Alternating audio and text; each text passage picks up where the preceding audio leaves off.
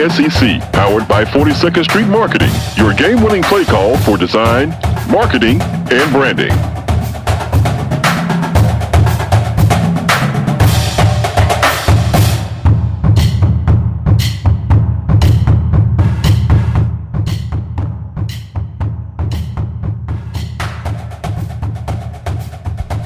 Around the SEC is brought to you by 42nd Street, 42sd.com, specializing in website, logo design, and print design. Ben, where are we going today? We have 4 SEC basketball games to talk about. Well, I guess 3, since we have been talking about Tennessee and Arkansas. I will say we have to mention Mason Jones, and you did mention this, but Mason Jones dropped 37 last night. Gave us the business. And in the second half, I thought a lot of his shots were contested. Like, I thought it was more so just great offense rather than bad defense. Like, I don't think Tennessee was playing terrible defense on him. He was just making contested shots. It's just one of those nights to where you couldn't do anything to slow him down. He was in rhythm, man. Tennessee threw the kitchen sink at him, tried different guys defending him. They ran an extra guy at him. Arkansas paid the referees to not call that little push off with his off arm all night long. He was doing it. He was, but Mason Jones drops 37. Tennessee now 15-13 on the season, 7-8 in SEC play. The game before Tennessee Arkansas was Georgia South Carolina, as you mentioned. I did not watch overtime because I am a Roku person, and I switched over to the ESPN app when Tennessee Arkansas tipped off. And what you trying to say, Ben? Was that it? I'm trying to say that if you wanted to watch the beginning of Tennessee Arkansas instead of the end of Georgia South Carolina, assuming you have the capability, you could have switched over to the ESPN app and clicked on the Tennessee Arkansas stream. What are you trying to say, Ben? I just said what I'm trying to say. Nah, you ain't. I'm saying that you didn't have to sit there and watch. You subtweeting. No, you subtweeting me. Because I guarantee you there are people who didn't realize that they could pull it up online or something along those lines. You subtweeting me.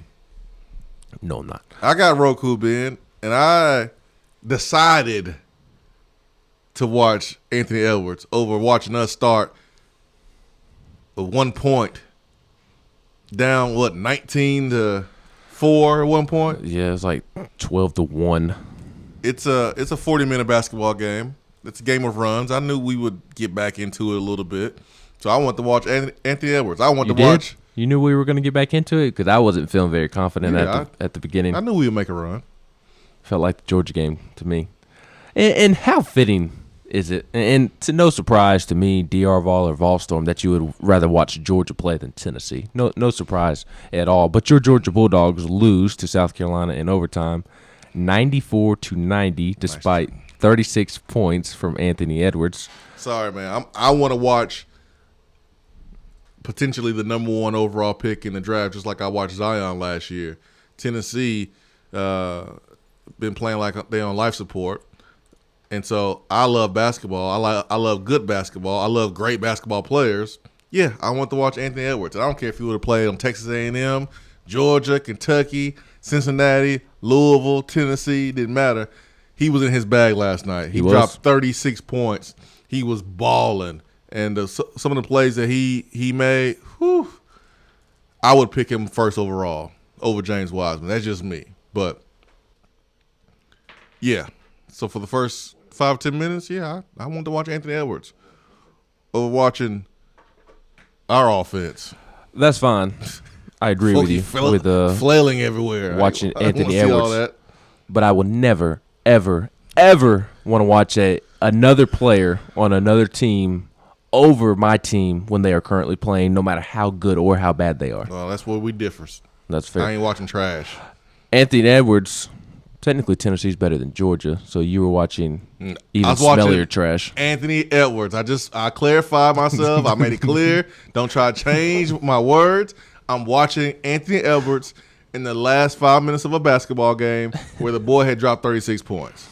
Fair enough. I'm watching greatness. But South Carolina beat your boy and your Bulldogs. I'm watching Anthony Edwards.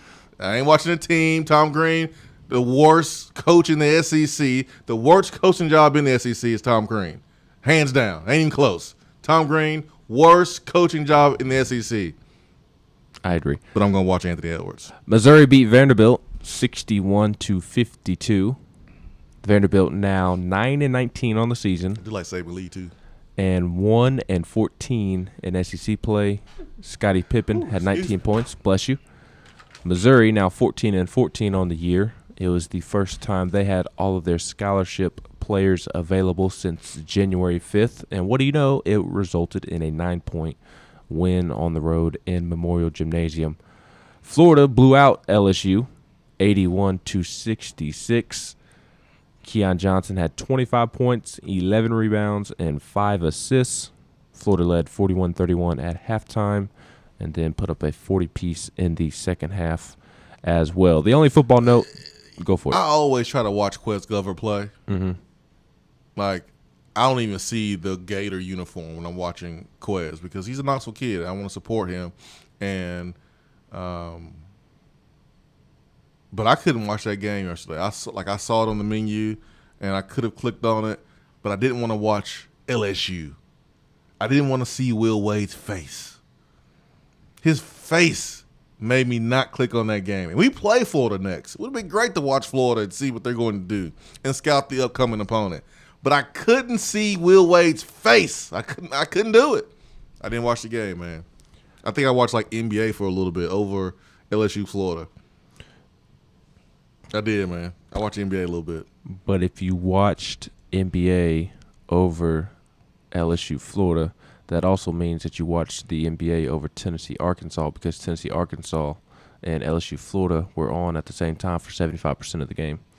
75% of the game, not 100%. So after the Tennessee Arkansas game, you chose not to flip it over. Correct. I didn't flip it over because I thought the game was a blowout. I didn't want to watch Will Wade. I turned off all sports and started playing Fortnite, if I'm being honest. Oh, Ben. So you're playing video games instead of watching sports. Yeah, after the Grizzlies allowed the Rockets to score 140 on them, and after Tennessee embarrassed itself on the road in Fayetteville, I did turn off sports. It was like 73-43 at halftime, right? Grizzlies Rockets game? Yeah, something like that. Actually, in addition to playing Fortnite, I watched the ETSU Wofford game. ETSU had a big win last night to secure at least a share of the regular season championship in the SoCon and the number 1 seed in the tourney. So shout out to you should let me know. I would have watched that game too. It's actually a really good basketball game too. You can go back and watch it. Everybody looking at each other on our team. My one football note that I have down for 19. You. Say something to each other. Please. Sign language. Do something. Say something to each other. Communicate. Vanderbilt has released its athletics strategic plan, which was created during Malcolm Turner's tenure, the former athletic director, in a 17-page outline of priorities and planning for Vanderbilt athletics for the next few years, and was released on Wednesday. The university also announced a fundraising campaign for a significant upgrade to the football locker room, with construction planned to be completed before the 2020 season. Interim AD Candace Story-Lee, and she said that the locker room renovation will be less than $5 million. No other specific facility upgrades are mentioned in the athletic strategic plan. There are general references to build and renovate competition venues as determined by master facility plan, which has not yet been released. I can't even laugh because Vanderbilt football, as far as upgrades and renovations and facilities, it's like Tennessee baseball. Tennessee baseball is better than Vanderbilt football. And then Tennessee facilities. And then Vanderbilt baseball is like Tennessee football when it comes to priority. So I'll keep my jokes to a minimum. But yeah, I agree with you. I'm just saying. Yeah. It's like, but this is like the third or fourth time they've renovated the locker room. Which means they didn't really do much either other time. No. Or they're just unnecessarily renovating the locker room this time when there are other needs that need to be met. I don't need to take my frustration out on Vanderbilt because I'm really upset in how we played last night. Let's take it out on Daytona then. And Vanderbilt doesn't deserve the energy I'm putting out. I'm not going to apologize. I'm just saying they don't deserve it. My focus really should be on our guys not talking during the game. I would be upset if my coach were Tom Crean as well. My coach is Rick Barnes. My favorite player in the SEC is Anthony Edwards. So. Can't believe your favorite player is somebody other than Aval. My favorite player to watch is someone other than Aval. Mm-hmm. Yeah, that's about right, Ben. My favorite player to watch. Yep. Guess that means you're going to take my VFL card or something, right? Yes, hand it over, please. Okay. Good luck with that. Daytona, good morning. Good morning. Hey, Ben, can I get that little breaking news noise? If you Take your hand off your speak into the phone, I will. If I want it. If you speak into the phone and we can hear you louder. I am speaking into the phone. There you go. Now we can hear you. Let me try to turn my volume up. I think it's all the way up. I think it's just at my job here. Oh, here we go. Here we go. Deontay Wilder Swain. excuse. Hey, Swain. Yeah. Hush. Are you weighing Don't start 40? nothing. Hey, don't start nothing. There will be nothing. Are you weighing 40 pounds of equipment right now at your job, Daytona? I just carried a 40-pound bag of garbage outside. All Hey, right. let me get that little noise. You need some breaking news? Yeah. All right. What you got, Daytona? Coming live from Daytona Beach. Daytona Day is here to announce Jason Swain's favorite basketball team collegiately, the Georgia Bulldogs. Yeah. Sure. Just like his favorite collegiate football team. Oh, boy. Hey, I watched a little bit of that game only because I had to, and I'm going to tell you what, Anthony Edwards is a good ball player. He gets to the hoop. But, boy, that boy is a whiner. He is a complainer. Did you see late before they switched over to us? Late in the game. They call it bring charge. the ball down court, crosses half court, and pushes off, plain as day, Yeah. and then going to cry to the ref that he didn't do it. Yep. It was a charge. That just means he'll fit in well with the NBA. Oh, he'd be perfect. That's why he'll be the first overall pick. That's right. Yeah, he'll fit right in there with LeBron. But everybody cries to the referees today's game, college and pros. Yeah, I know. You Hey, can't guys, really, I'm telling you, I've can't been blame saying them it all because year referees long. are terrible. We are so inconsistent. It is sickening. Well, Daytona, when you're average, and that's what Tennessee is, of course you're going to be inconsistent because guess what's going to happen? You're going to beat teams that maybe are a little bit better than you. You're going to have good days, and then you're also going to lose to teams that you're better than, and you're going to have bad days. That is the definition of being inconsistent. That is a prime example of being inconsistent. That's why Tennessee is floating at 500. The sad part about that, Swaino, is we've got enough talent on that team. We should not be an average team. I don't know about that one, Daytona. Hmm? I don't know about that one, man. I think they are where they're kind of supposed to be. When you look at everything that's happened, it's just frustrating that we are witnessing it. But when you look at what's out there, I'm not going to sit here and say that there's more talent than the last couple of opponents we've played. Because experience is important too. Like we're playing young guys, but we ain't playing Memphis type of young guys or Kentucky type of young guys. We're playing developmental young guys. Yeah, but the guys that we're playing that has experience, they've got a lot of experience. You know, Fulkerson's been in the system. Hans has been in the system. Bowden's been in the system. Okay, You know, I mean we talking talent or we talking experience? Because I think those are two different things. Now, if you want to talk about, I'm talking both. All three of those guys are extremely experienced and has shown that they're extremely talented. Fulke, Pons, Bowden, those three, and then who else after that? When you look at experience and talented. I mean, that's kind of like that's three guys. And so when you're playing against a basketball team in the course of 40 minutes, you're going to get exposed, and that's what's happened for Tennessee. There's a small margin of error.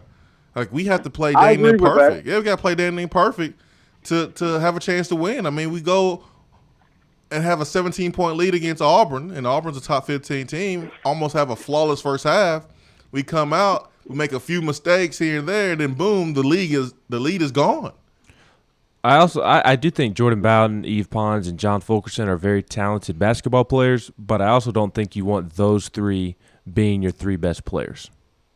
We've seen this year what an offense looks like when John Fulkerson and Eve Pons is at times your first and second best option on offense and what you have to run your offense through. It's not ideal. So those three are talented basketball players, but I don't think you want them being the best basketball players on your team, because I think if that's the case, then you have an average team. I don't know. I just think that we have a better team than what we're showing to be.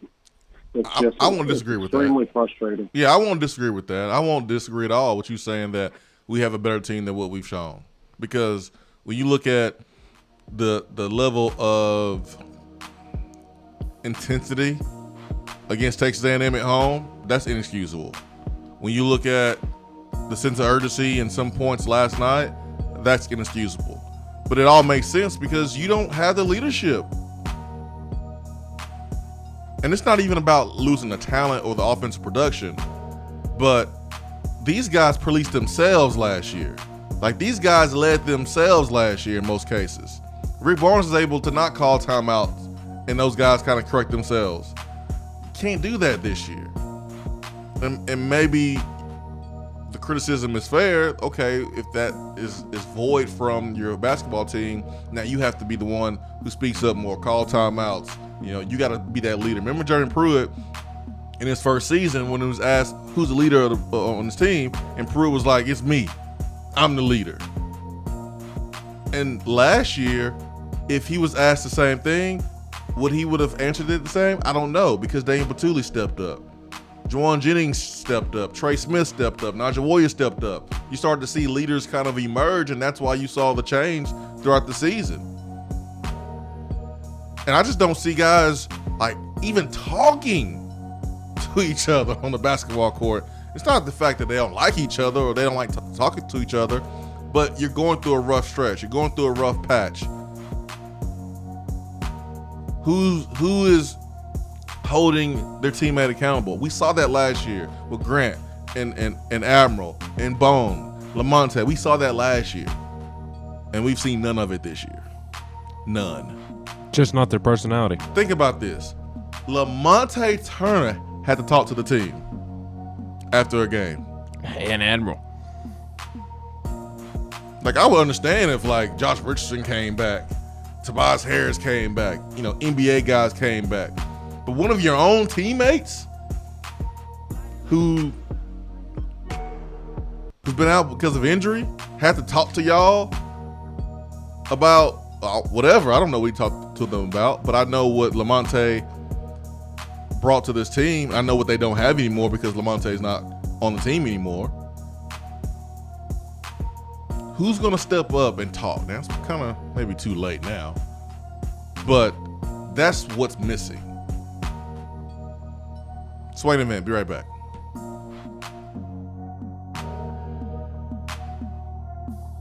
At work? Can't call in? Don't feel bad. You can talk to the guys on the text box. It's part of the free Swain event app. If you're coming to Knoxville and need a place to stay, do yourself a favor and book a room at Hampton Inn Paper Mill, also known as the Hampton on the Hill. This award-winning property is literally in the top 5% of all Hampton Inn properties. The GM, Stephen Lawrence, is a good old local boy who grew up in the business around Knoxville. He and his staff are always available, always willing to help, and will go above and beyond for their guests. The newest Hampton Inn in Knoxville has clean, affordable rooms, flat screens, fridges, and microwaves in every room.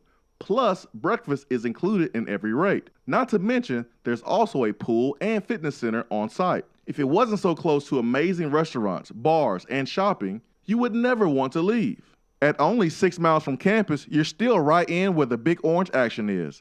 Go to HamptonInn.com, search Knoxville, and book your room at the Hampton Inn Paper Mill or call 865-693-5400. Do you have sloping or uneven floors, foundation cracks, or a leaning chimney? Do your windows and doors not open properly, or are there gaps where the floor and walls meet? Don't worry, B-Dry offers approved foundation repair solutions like steel I-beams, helical piering, epoxy injections, carbon fiber applications, and more. Make sure that your home is on stable ground with B-Dry. Call them at 865-588-0454 or find them online at bdry.com. When I made the move to my own studio, I was worried about this. I was worried about that. I was worried about, hey, did I get this piece of equipment? Did I get that piece of equipment? Does that sound good? Does that not sound good? One thing I didn't have to worry about, that was office furniture, because Office Furniture Outfitters met my furniture needs. With a 50,000 square foot facility, they have East Tennessee's largest selection and are the best value for new and used office furniture. Located in Knoxville, it's easy to find everything you need for your new space, including desks, file cabinets, chairs, conference tables, and more. Office Furniture Outfitters is turnkey. They came to my place, we mapped everything out that was needed, they delivered, and get this, set everything up. To learn more about what Office Furniture Outfitters can do for you, log on to ofonox.com. That's ofonox.com. JC's Tree and Landscaping Service specializes in quality tree work done at an affordable price. Trimming and removing trees are their specialty. They also offer other services like land clearing, stump grinding, crane services, and all of your basic landscaping needs for both commercial and residential. JC's will give you a free estimate and beat any written quote by a competitor to guarantee that you get the lowest price around. Don't risk your land with a fly-by-night service. JC's Tree and Landscaping is licensed and insured. Give them a call at 865-599-3799. I just wanted to come by and congratulate you on the great work you've been doing. I like your style. You remind me of a young me. Failure is not an option. That boy is good. Homes, remind yourself, nobody built like you design yourself. Attaboy.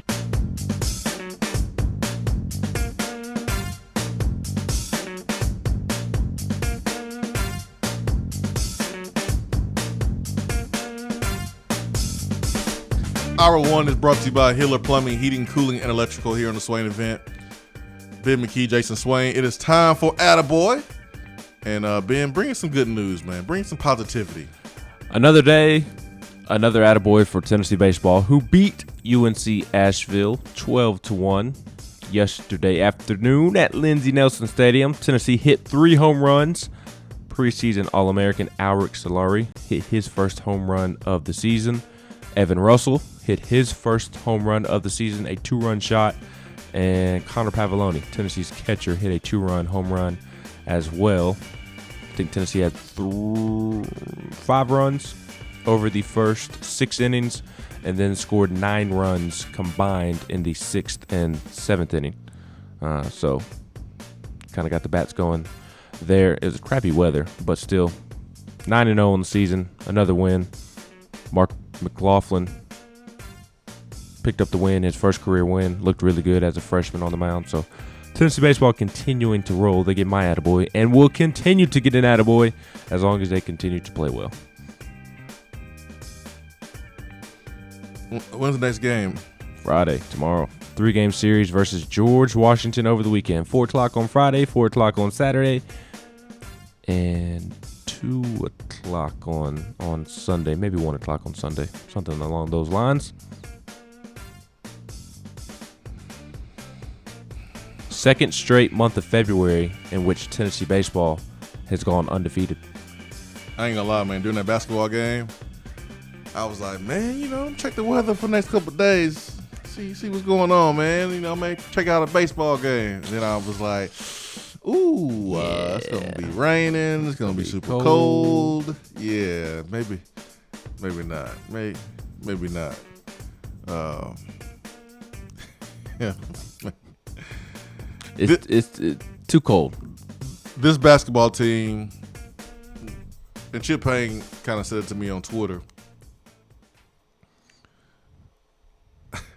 Chip says Somebody please tell Dave Toner to stop huffing the bleach. Just because you have experience doesn't mean you're good.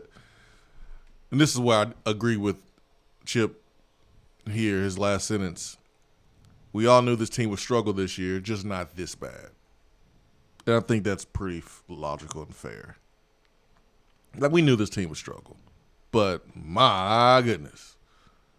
Woo! We wasn't ready for this. Remember when Derek Barnett graduated? Or not graduated, but declared for the NFL draft, and he went on, and to make ourselves feel better, we were like, we'll be good. You know, Combo step in. Vereen, they won't be much of a drop-off. Those guys, they'll be all right. No, that's not the way it works. When you lose someone significant, there's going to be a drop-off. If you don't have a drop-off, either you are Alabama, Ohio State, Duke, basketball, or that player that was so significant really wasn't that significant. One or the other. And Tennessee, lost 2-time SEC Player of the Year. National finalist for Player of the Year. And Grant Williams. Admiral Schofield, Jordan Bone. Now, you don't want to see your teammates struggle, but they should know how important they were to this basketball program and to this team, because their presence is missed in a huge way. Huge way. All right, when the next baseball game, Ben, that we can go to? You got to be the baseball schedule expert and the weatherman all at once. Tomorrow at 4 o'clock. Is it raining tomorrow? No, but it'll be sunshine. Just be cold. Hour 2 coming up.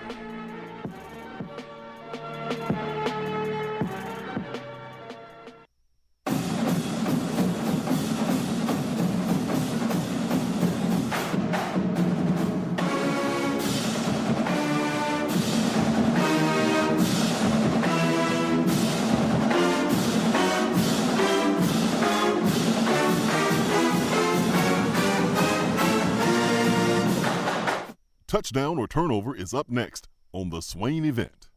You're driving home, flashing blue lights in your rearview mirror. The next thing you know, you're being arrested for DUI. Be responsible, but remember, just because you're arrested doesn't mean you're guilty. Call DUI and criminal defense attorney Marcos Garza. Put this number in your phone right now, 865-540-8300, because you never know when you or a friend will need it. Don't say guilty, say Garza. 865-540-8300 and GarzaLaw.com. When I made the move to my own studio, I was worried about this. I was worried about that. I was worried about, hey, did I get this piece of equipment? Did I get that piece of equipment? Does that sound good? Does that not sound good? One thing I didn't have to worry about, that was office furniture, because Office Furniture Outfitters met my furniture needs. With a 50,000 square foot facility, they have East Tennessee's largest selection and are the best value for new and used office furniture. Located in Knoxville, it's easy to find everything you need for your new space, including desks, file cabinets, chairs, conference tables, and more. Office Furniture Outfitters is turnkey. They came to my place, we mapped everything out that was needed, they delivered, and get this, set everything up. To learn more about what Office Furniture Outfitters can do for you, log on to OFOKnox.com. That's OFOKnox.com. Alcoa Federal Credit Union, a place where you belong. Alcoa 10 Federal Credit Union has helped people save money for almost 80 years. Whether it's free checking, financing a vehicle, or purchasing that new home, Alcoa 10 is here to help you. Better rates, better service. Check them out at atfcu.com. Alcoa 10 Federal Credit Union, a place where you belong. Member NCUA.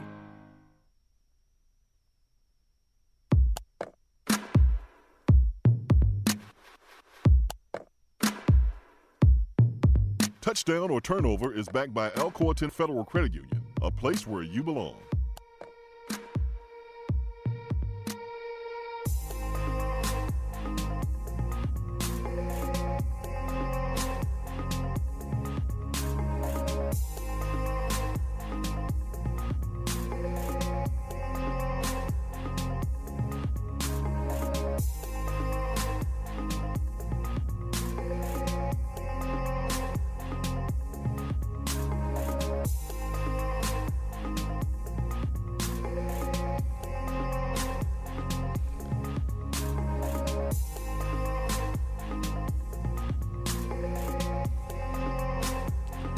Tennessee, this weekend, you got a chance to go up against someone that told you that he was coming.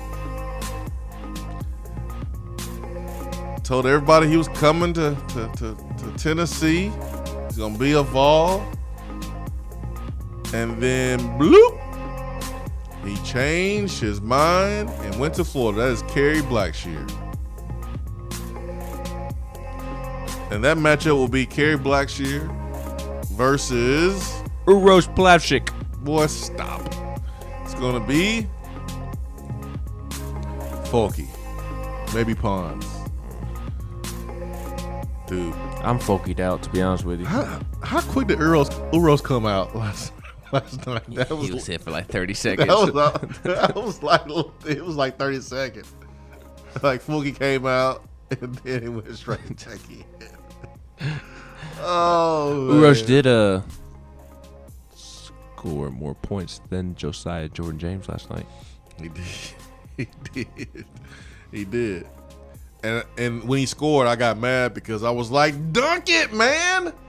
Rip the rim off. Rip the rim off the backboard. What are you doing laying it up? That is what Rick Barnes means when he says that Uroš isn't playing with the necessary physicality. Dude, I was like, man, you gotta rip the rim off. You're 9 feet tall and you refuse to dunk the basketball. If I was that tall, I would be dunking on people's heads. Yeah, pretty much, man. Every chance I got, to a fault, I'd go for a dunk every single time. Every time, man. Kerry Blackshear. Does he drop 20 this weekend against Tennessee? Touchdown, turnover. No. Turnover. As Chip Payne says on the text box, Kerry Blackshear looks miserable at Florida. He's on the road, and the incredible Folk is going to get him into foul trouble. I say turnover. I think John Fulkerson will have a bounce-back game after a rough 2-game stretch. I think Tennessee wins on Saturday. What? This team is inconsistent. I thought that they were going to split this week. They tend to do that. Kerry Blackshear has not scored 20 points since January the 11th against Missouri. He also had 24 against Alabama on the 4th of January. He dropped 21 against, I want to say this is Long Beach State 49ers early in the season there on the 28th of December. And then against Utah State on the 21st of December. So it's been a long time since he has hit 20 points. He did get 18 against Kentucky in their loss, but I'm going to say turnover as well. Turnover.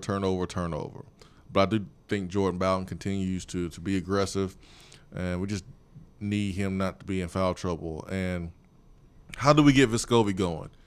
Do we get him going off the ball a little bit? Because when you look at how Arkansas played Vescovi, it really gave him some trouble putting a long athletic guard on him and forcing him to go right. What adjustment will Tennessee make? It would be nice if Josiah stepped up and took pressure off of Santiago, so Santiago could play off the ball. Because right now, if Santiago is going to play off the ball, Jordan Bowden has to run point, and you're not going to sacrifice Jordan Bowden. Yeah, so it has to be Josiah. Yes, it can't be anybody else besides Josiah. Step up and do something. Did you see where Drew Pember was in the concussion protocol last night and wasn't with the team? I did not see that. According to Mike Wilson, who was in Fayetteville, Arkansas, covering the game. So I bring that up to say that Tennessee's I guess so. I don't think that it was addressed. At least I did not see an update on social media. We'll talk to Rick Barnes tomorrow at 2 o'clock. Maybe he will provide an update then. But I brought that up. I know it didn't really matter in the realm of last night's game, but I brought that up just because Tennessee's options are limited. Jalen Johnson should be much further along as a fourth-year junior. We all know the situation with Uroš. Olivier went in last night, and what do you know? He couldn't catch the basketball on a pass into the post from, I can't remember who, but he was wide open. Should have caught the basketball, make a nice move, go up and try to get a layup. But, of course, he can't even catch the basketball to begin with. Tennessee's options are limited. It's truly Santiago, Bowden, Folke, and Pons right now. And you just pray that Josiah can break out of his slump before SEC play begins. Can I change the subject? Tournament. I'm tired of talking about basketball. Can I change? You mean SEC tournament? Yes, what'd I say? SEC play. Yeah, SEC tournament. Yeah. Sorry. Can I change the subject? I'm tired of talking about basketball. I'm over here watching Malachi Watman highlights. Well, speaking of wide receivers, Juwan Jennings, he spoke with the Midday 180, a radio show based out of Nashville, covers the Titans, obviously, and they spoke with Juwan Jennings and was asked, or Juwan was asked about Philip Fulmer allowing Jennings to work his way back into the program. And Jennings said that means everything to me. I, at one time, didn't know if I was going to be playing football anymore. To get that call from Philip Fulmer and go and meet with Jeremy Pruitt, first and foremost, I know they were genuine people. It means everything. I wouldn't be here without them. And for them to give me that second chance, it just shows how much they believed in me as a person. And I just take that into mind. I can't let them down just as much as I can't let my family down.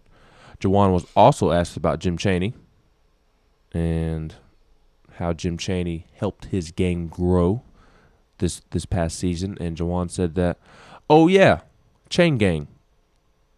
Jim Chaney, he's a guru at what he does. I say it all the time. That's a Hall of Famer just looking at you.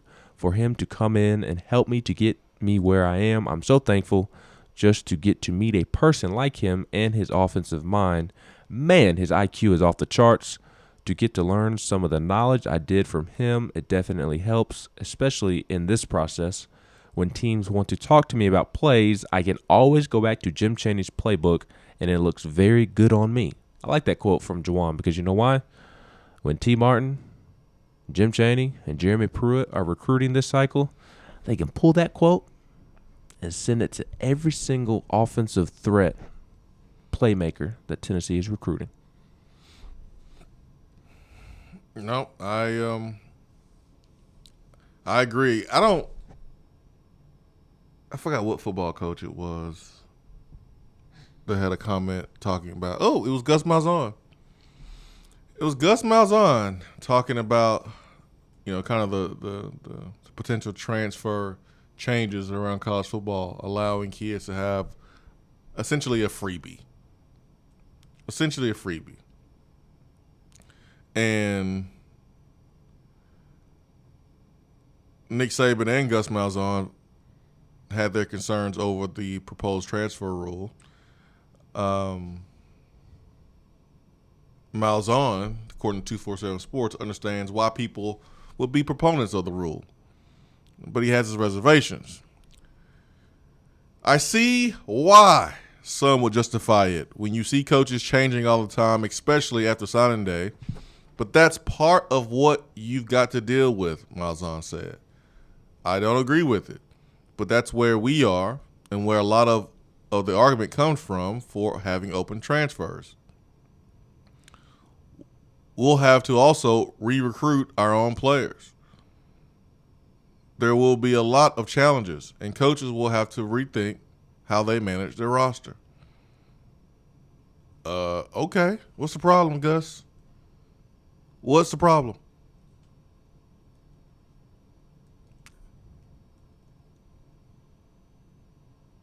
You got to re-recruit your AD every week. Huh? When you out here playing in the SEC and you're playing against LSU, you're playing against Alabama, you're playing against Mississippi State, you gotta win because your job is on the line every single week in the SEC. Big check comes with big expectations. So, yeah, Gus, you got to re-recruit your players every year. So what? This is what you can do, though. This is what you can do, coaches who are so afraid of this rule. This is what you can do. Just a little bit of advice. So the moment you make contact with a recruit, he could be a sophomore, he can be a junior, he can be a senior, whatever. The moment you make contact with him, and if he comes to your school, the moment he leaves your program, how about you be the same person? You ever thought about that? How about you just be honest with them? You ever thought about that? Coaches? Being honest? 5 seconds. Wow. Quickly's gone 10 minutes without a bucket. Quickly. Wow. You ever thought about just being honest? Just be honest. It will help you so much, coaches. As a Tennessee fan, I'm sitting here like, man, I'm glad my coach ain't complaining about this rule, because I don't think he would complain about this rule, because he is honest. And at the beginning of his career here at Tennessee, it kind of got him in trouble with the fans a little bit because he was too honest. Told y'all to bring y'all butt to the spring game. Had some of y'all in y'all feelings. He's too honest sometimes. And some folks can't handle it. I remember some of the mid-state players 2 years ago. And some of those guys didn't even play in the SEC. Remember Pruitt's first year, he wanted to recruit Memphis. He didn't really love the mid-state players. And some of those players came on campus. And he watched film with those guys, and he was telling them what was missing in their game, telling them what they need to improve on. One of those players wound up going to Arkansas. One of those players wound up going to Oklahoma. I think another one went to Oregon. You can say what you want to say about Pruitt being, a bull in China shop here, maybe running off some coaches, running off some people on the staff here and there, not doing this right, not doing that right. But I haven't heard much about him being dishonest to players and lying to them. Nope. And if you're honest with them, chances are you'll have less issues with having to re-recruit your own players. That don't even make any sense. Think about how silly that sounds. Re-recruit your own players. They should know what they're going to get. They should know what to expect. It shouldn't be much different from their recruiting to them playing. You see what you get. But you see these coaches out here that say one thing in recruiting, but say another when they get you on campus. They're scared of this rule. They are so afraid.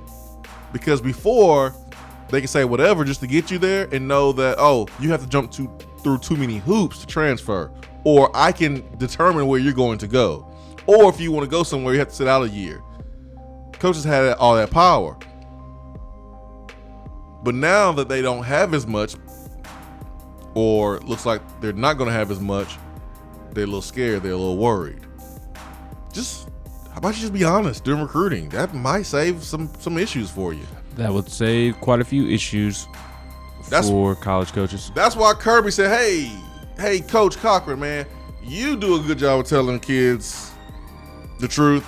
I need you to come here to Georgia, and I'll make you a special teams coordinator because I don't really do a good job of that. And that's why we've had issues with transfers and things like that. We've gotten players here, but we haven't reached our potential. We haven't won anything of significance yet, except for the SEC championship, but we haven't won a championship because that's what I'm missing. That's what Kirby's missing. That's what he's missing. And I guess he thinks he's going to hire Scott Cochran to fill that void because Cochran had that effect on Alabama players. Swain Event, be right back.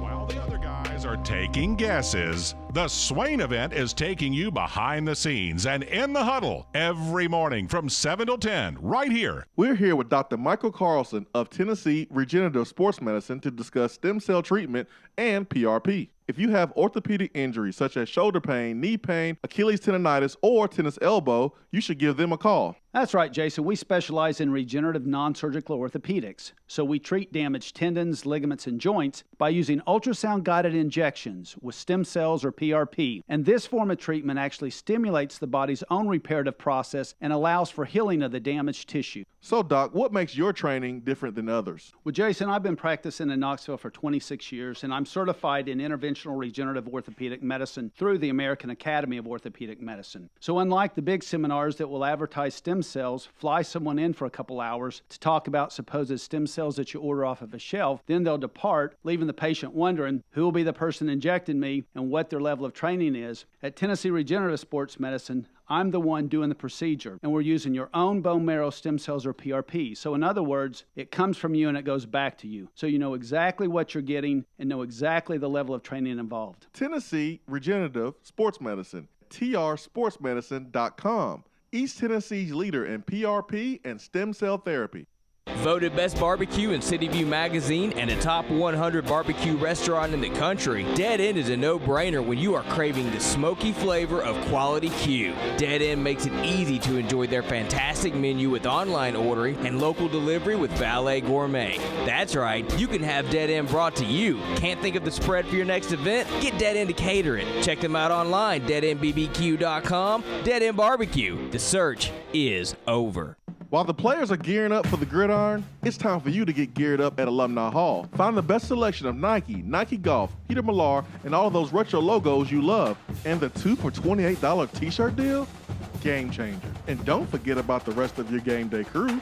There are plenty of options for the entire family and to upgrade that tailgate. Shop now at one of their 6 convenient locations in Tennessee or 24/7 at alumnihall.com. It's football time in Tennessee. If you're coming to Knoxville and need a place to stay, do yourself a favor and book a room at Hampton Inn Paper Mill, also known as the Hampton on the Hill. This award-winning property is literally in the top 5% of all Hampton Inn properties. The GM, Stephen Lawrence, is a good old local boy who grew up in the business around Knoxville. He and his staff are always available, always willing to help, and will go above and beyond for their guests. The newest Hampton Inn in Knoxville has clean, affordable rooms, flat screens, fridges, and microwaves in every room. Plus, breakfast is included in every rate. Not to mention, there's also a pool and fitness center on site. If it wasn't so close to amazing restaurants, bars, and shopping, you would never want to leave. At only 6 miles from campus, you're still right in where the big orange action is.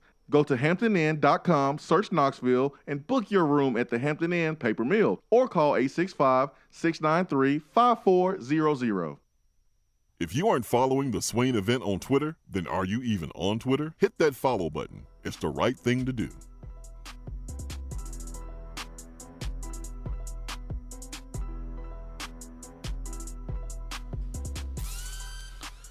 Hour 2 here in the Swain event, brought to you by Alumni Hall and alumnihall.com.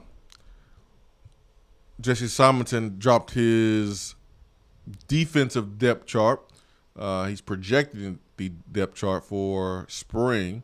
This was a day ago. Actually, right when we had Austin Price on, it had dropped right around that time. Yesterday, excuse me. And I'm not gonna lie, Ben. I kind of looking at these names on defense. I'm a little bit more excited about this defense than I am about the offense. First team. How could you not be excited about Jarek Garantano in his 5th year and 2nd year under Jim Chaney?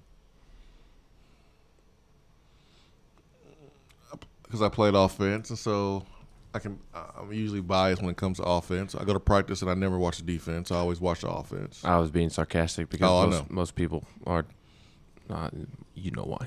I mean, I'm not going to sit here and say I'm excited about going through another season of inconsistent JG, but I am hoping that he plays well because he's a quarterback of my team. And I just want to win. I don't really care who the quarterback is, but if he's going to be the quarterback, then I want him to play well. And I don't want any player from Tennessee to receive criticism that's borderline disrespectful. I don't want that at all. That doesn't look good on really anybody. So, no, I want him to play well. But I know. I'm just picking at you. Yeah, I know. But defensively, you see why there are fans, there are media members that feel like this defense has a chance to be, top third in the SEC. First team, according to Jesse Simonton, at defensive end, he feels like it's going to be Darrell Milton, senior, backed up by Matthew Butler or Latrell Bumpus. Third team, John Mincy or Dominic Bailey. The nose tackle, Emmett Gooden, backed up by Greg Emerson, who flashed last year. Came in with injuries. Was a All-American out of high school. And then third team, their nose tackle, Jaquan Blakely or Elijah Simmons, redshirt freshman, who we thought would maybe play early, but hey, it's the SEC. It's defensive line plays. It's a different animal down there. So he took a year to get stronger, bigger, learn the defense, and should be ready to go. Defensive tackle, Aubrey Solomon, senior. Second team, Karat Garland, redshirt sophomore, then Savion Williams, senior. I need Savion. Come on, man. I need Who? I need Savion to bring it. Who? You heard me. I said. Who is Savion? Who is he? You heard what I said. Oh, the quarterback's nightmare on Twitter. QB's nightmare on Twitter. You heard what I said. I need him to bring it. I can't have him as senior and have a redshirt sophomore walk-on in front of him. Or former walk-on in front of him. That's not a good look. There's a reason for that. I know it's a good reason for that. I just need him. There's no good reason for that. I said it. There is a reason. It's not a good reason. It is a good reason. It ain't a good reason for him, but it's a good reason why Garland's in front of him, because he's playing better from our vantage point. But from his vantage point, there's no excuse for him to be in this position where he is right now. I would argue that it's not a good thing for Tennessee either, because that means they gave a scholarship to somebody they could have given to someone else. They really didn't have bad take. Well, they really didn't have much wiggle room at that time. I mean, you think about Butch Jones's first couple of years. I mean, you just had to take dudes. I say this in hindsight. Kind of like Rick Barnes' first couple of years. You got to just take dudes and try to develop them. So, I mean, Tennessee wasn't really in much of a position to be choosy. I say this in hindsight. Okay. Well, I mean, that makes sense if you're doing that. No. What I'm about to say is what I'm saying in hindsight. They literally could have taken anybody else. Anybody. They could have. I mean, he's a good interview on the show, though. Yes. He knows how to get the Vol fans going. That is for sure. I like Karat Garland, though. That is the correct Garland that you were talking about, correct? Because there are two Garlands on the roster. The Karat Garland is not a former walk-on. I thought he was. My bad. I forget his brother's name off the top of my head, but Karat, he had a weird story last year to where he was on the team, entered the transfer portal, came back, and then was arguably one of Tennessee's best defensive linemen last year. He made plays. He did. And what, now he's going into his sophomore year, redshirt sophomore year? Yep. I think he has a lot of potential. Jeremy Pruitt has always spoken very highly of him. Yeah, he played in 4 games as a freshman and still was able to redshirt because of the rule. And, I mean, he came in after what you just mentioned, being on the team, looking at the transfer portal, then deciding to come back and making a difference. Imagine if Pruitt had like a dumb policy like one of these coaches who are lying. One of these coaches who are like, if you go in the transfer portal, you're not going to be welcome back. Justin Fuente. Really?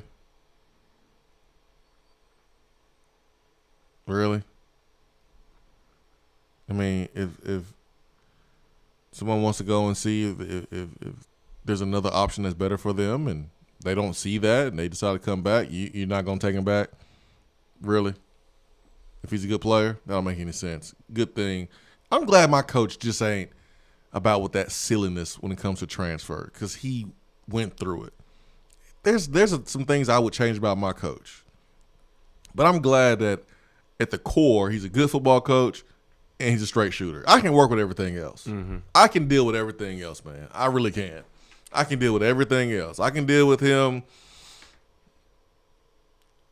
not truly understanding that part of his paycheck is doing the Jeremy Pruitt show and his lack of enthusiasm for the Jeremy Pruitt show. You know, I can deal with that. Whatever. It's annoying, but you can deal with it. It's annoying, but whatever, man. Just keep coaching the kids up. Just win football games. Exactly. I can deal with that. All right, who's on the phone? Nobody important. Vol Storm? DR Vol. DR Vol? DR Vol, good morning. That's all right, Ben. That's what we used to say when you talk when Charlie was on the show, too. I know that's fake news. No, I'm kidding. Who was y'all talking about? Ben had said you could have literally taken anybody. Was y'all referencing J.J. Peters? No, we're talking about Savion Williams. Oh, God, don't get me started. Yeah, it seems like every time we get a JUCO player that's all this hype on Twitter, they end up turning out to do nothing. That's how he was. Yeah, I had high hopes for Savion Williams. I really did. I did, too. His mom's haircut did, too. No comment. Well, guys, we had Lent this week, and so I guess I'll go ahead and get on here and tell everybody what I'm about to give up. You know, some people are going to give up sodas. Some people are going to give up sweets. I know we've had one listener give up their freedom. I'm going to give up caring about this basketball team. What's wrong with you, DR Vol? DR Vol, you gave up on caring about this basketball team like a month ago. Yeah, that's about right, because I'm going to tell you what when y'all said that about Euros not dunking, that's how I felt it. It's like what they would have put like Teletubby sound effects to him playing, man. That dude is just so soft. He'll fit in with America, 2020 America. If he wasn't 7 foot, I don't think he'd be playing at Tennessee. Did you watch the game last night, DR Vol? I watched bits of it. Of course, I missed the first half. Yeah. Because freaking overtime game. So did you watch the second half? Yeah. You know how you said that you're going to stop caring? That's a lie, DR Vol. You're a Tennessee fan, man. We always say that. I'm not going to care. I'm not going to go to the football games. I'm not going to donate my money. I'm not going to watch. And then you get that notification on your phone from ESPN. Tennessee is playing. And then you switch to the channel, and then you watch it. We all do it. Stop lying. I know, but it just hurts so much because all we've got to look forward to now is articles about how good JG looks in practice, and I'm just not at that point where I can read. How dare you disrespect the baseball team? Well, Ben, that's something else I was going to say. I remember about I don't know, how long have you been with Swain? Too long. No, I'm kidding. I go by football seasons. That's how I keep up with it. My first year with Swain was the 2016 football team. Yeah, I okay, said that right. So it's been about 2.5, 3 years. I know Charlie was on the show. I remember you saying that you were going to get Tennessee fans to care about baseball. Well, guess what? We're there.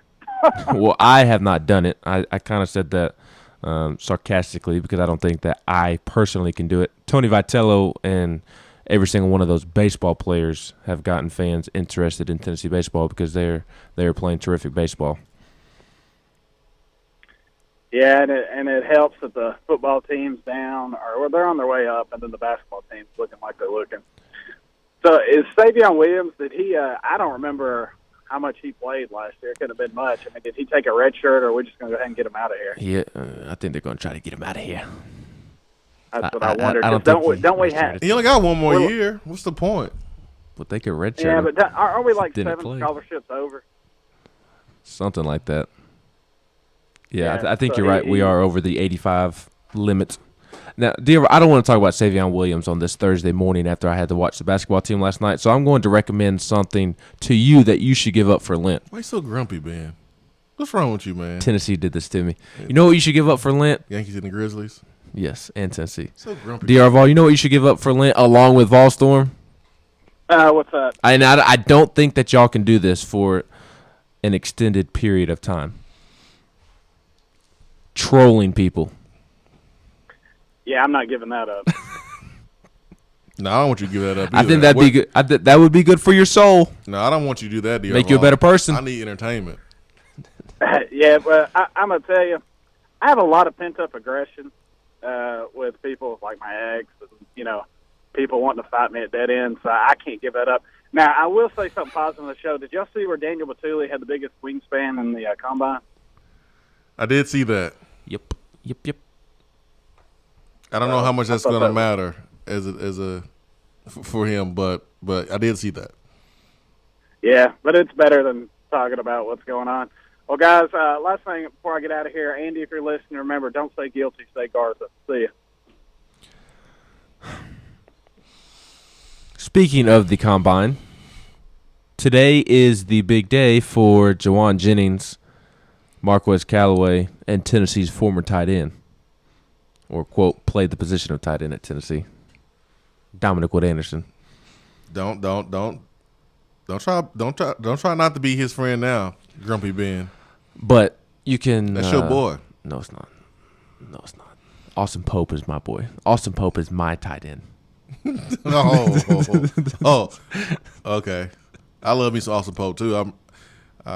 When he was a wide receiver back in his Sevier County days, I had him at a few events, and he joined us at that damn barbecue there for National Sign Day a couple years ago. So Austin Pope, my boy, and I was so frustrated for him in that Florida game 2018 where he had a great play on fourth down and then fumbled going to the end zone.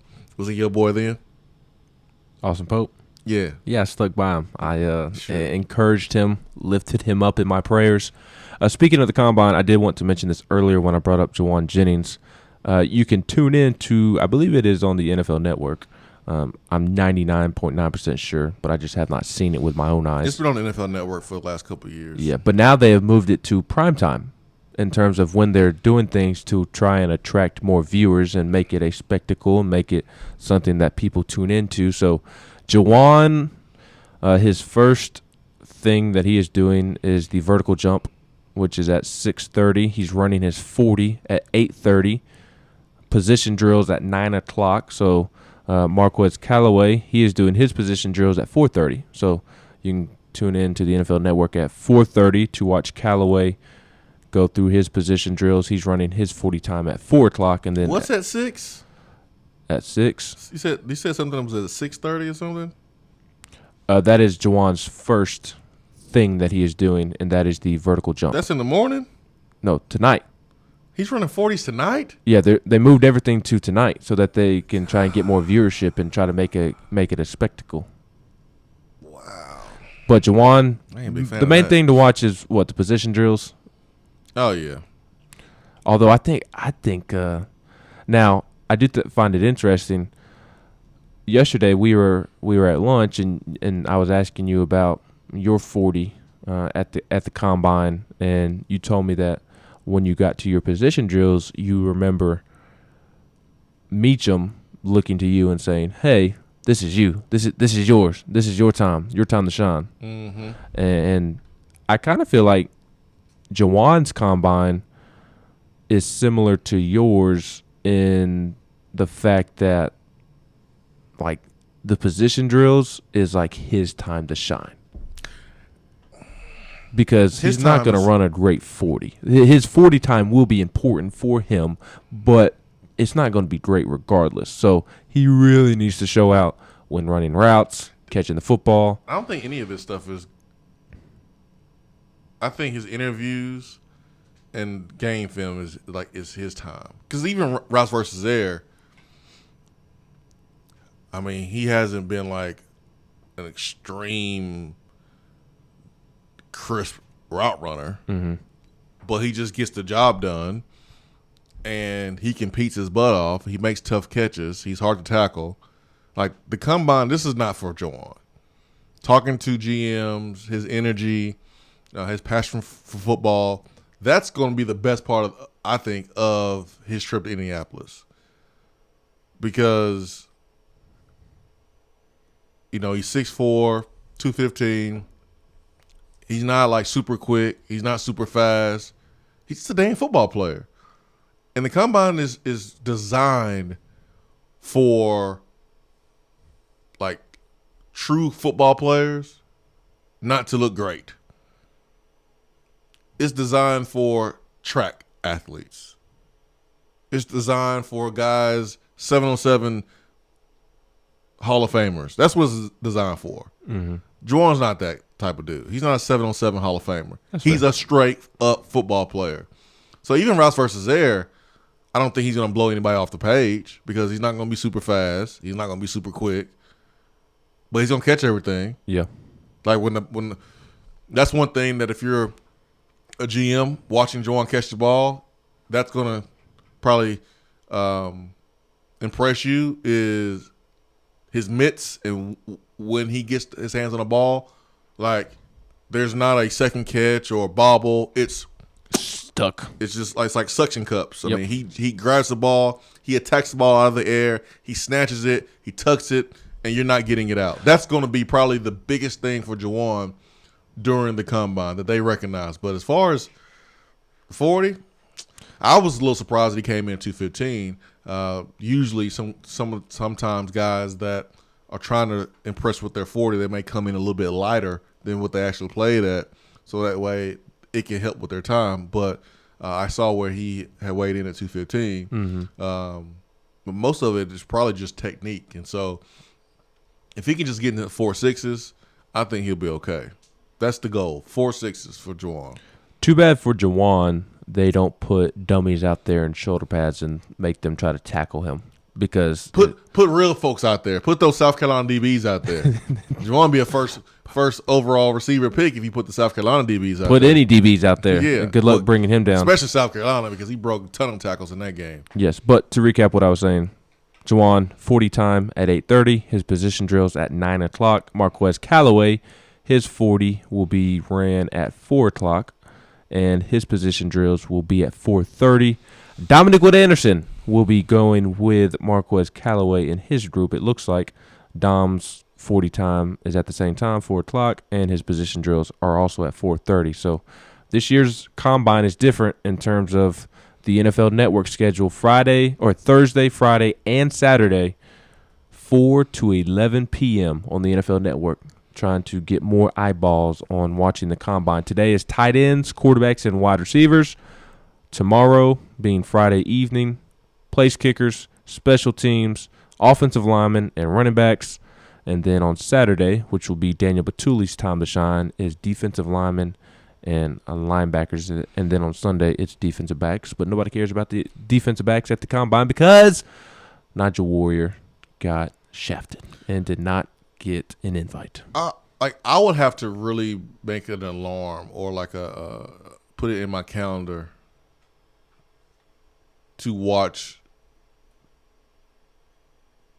Juwan and the receivers compete on a Friday night. Like, come on, NFL. Well, it's a good thing it's a Thursday then. Even Thursday, man. There's basketball games on.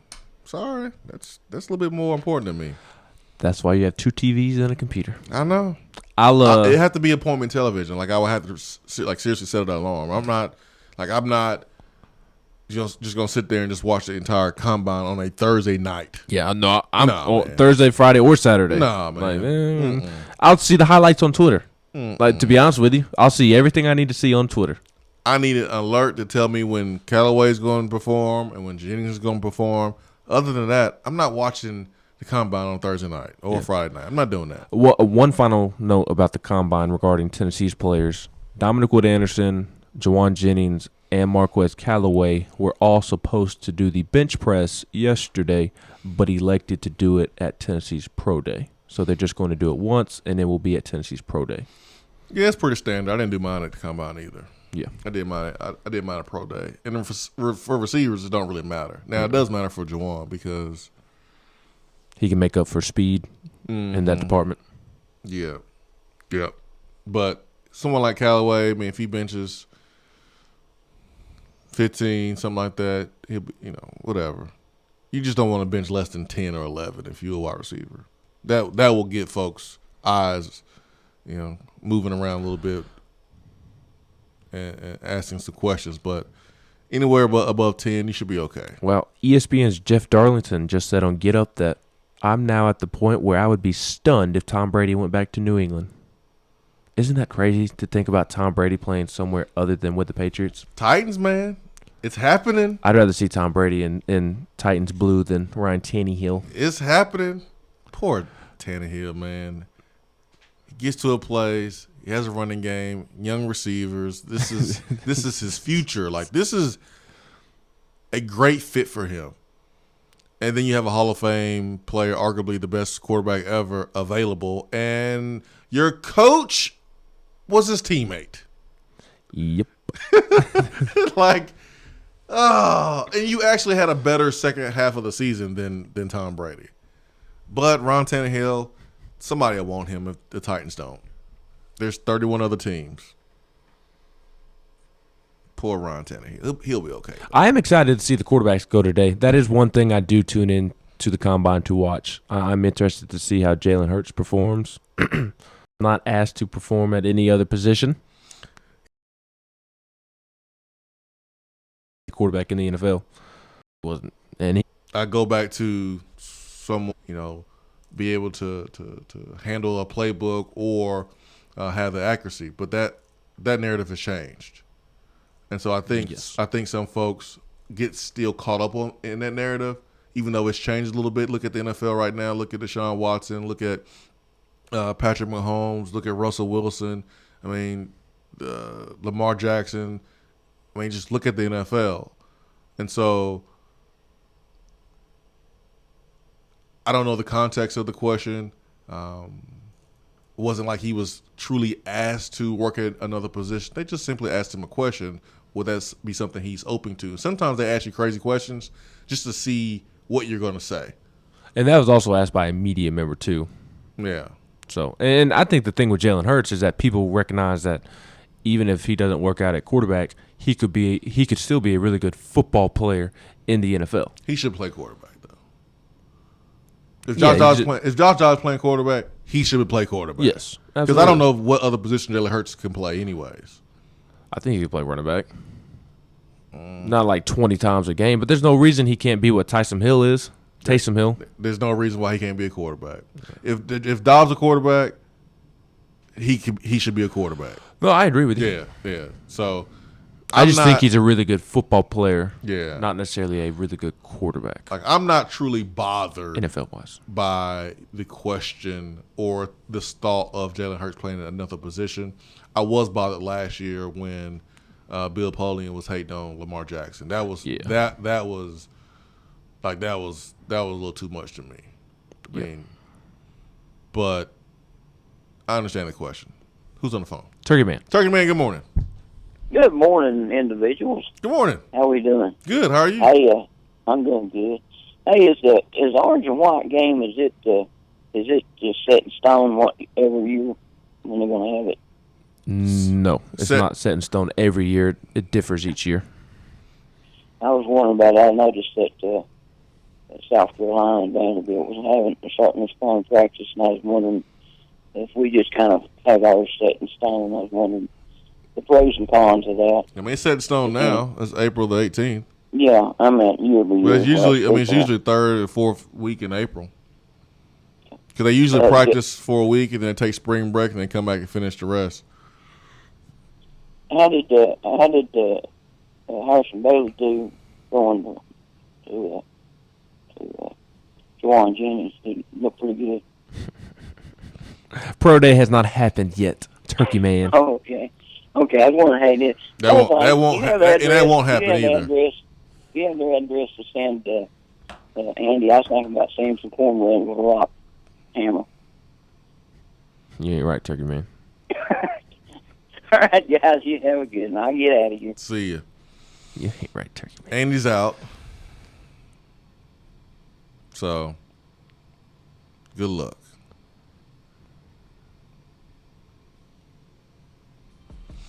Hub City sent me this. He called it an attaboy. Hub City, this is Marlon Davidson, the Auburn defensive lineman, when he was asked what he loves most about the game. What I love most about the game is that I can literally go out there and hit a man consistently and pound him, and the police won't come. Oh, I'm drafting him right now. I love that answer. That's what I want. I want my defensive players to think that way. Well, it's a good thing your team is good at drafting defensive players, unlike they are offensive players. I like quarterbacks. Unlike quarterbacks. I like our offensive drafted players. I just don't like the quarterback players. Come on down, Marcus Mariota. Come on down, Ryan Tannehill. We'll take you. We'll take you in Chicago. Y'all should try to get Tannehill as your quarterback. I would love that. Try to trade Trubisky. We don't have the money, though. If you can trade Josh Rosen, you can trade Mitchell Trubisky. We won't be able to trade Mitchell Trubisky. I don't know who wants him. Swain Event, be right back. You don't have to take an L just because you can't listen to the Swain Event live. You can catch up on the podcast posted daily on the app, online, and on iTunes. When you see the happy face on our truck, you'll be smiling because you'll know that you're in love. For a limited time only, Hiller is offering 0% interest financing for up to 48 months on qualifying high-efficiency HVAC systems. With no down payment required, expert installations, and convenient monthly payments, now is the perfect time to schedule. Visit happyhiller.com today. Call the Happy Face Truck today. Good morning, Swain Event listeners. It may be cold outside, but the local real estate market is hotter than a Times Square Rolex. If you have questions or are ready to move forward with buying, selling, or investing in real estate, then give me a call. Jennifer Morris with Keller Williams Realty, 865-694-5904, or email me at jennifermorris865@gmail.com. And go Vols! Do you want a custom themed tumbler or bottle to show off your team spirit every day of the week? Well, look no further than Game Time Sidekicks. Every design has you, the fan, in mind. Their tumblers and bottles are double-walled, vacuum-insulated stainless steel, and their quality is second to none in the market. From stainless steel sippy cups to tumblers and sports bottles, Game Time Sidekicks offers something for the fan of all ages to rep their team with. They have many different logo options, so fans will have something they are proud to carry around all the time. Use promo code SWAIN at checkout to get 20% off of your entire purchase at GameTimeSidekicks.com. They also offer $5 flat rate shipping. Be sure to check out the Game Time Workshop on the website and customize your tumbler to make it one of a kind with things like your nickname, number, or initials. Game Time Sidekicks. Show your colors and carry your team. Due to a special purchase, Beatty Chevrolet has over 100 pre-owned crossovers and SUVs at tremendous savings during the $1 Million Markdown event. 100 crossovers and SUVs from Chevrolet, Ford, Nissan, Volkswagen, Toyota, Honda, Mazda, and more. All makes and models starting at $89.95. And we'll buy your vehicle on the spot. Plus, get the Beatty warranty for life during the $1 Million Markdown. Only at Beatty Chevrolet in Knoxville or shop BeattyChevrolet.com. Sale prices plus tax, title, and license. Craving flavors that don't take hours in the kitchen?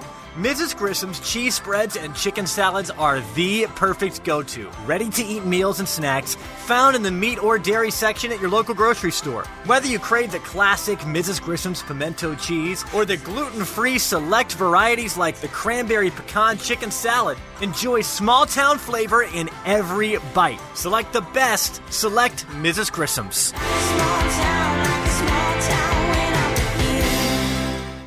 You don't have to take an L just because you can't listen to the Swain Event live. You can catch up on the podcast posted daily on the app, online, and on iTunes.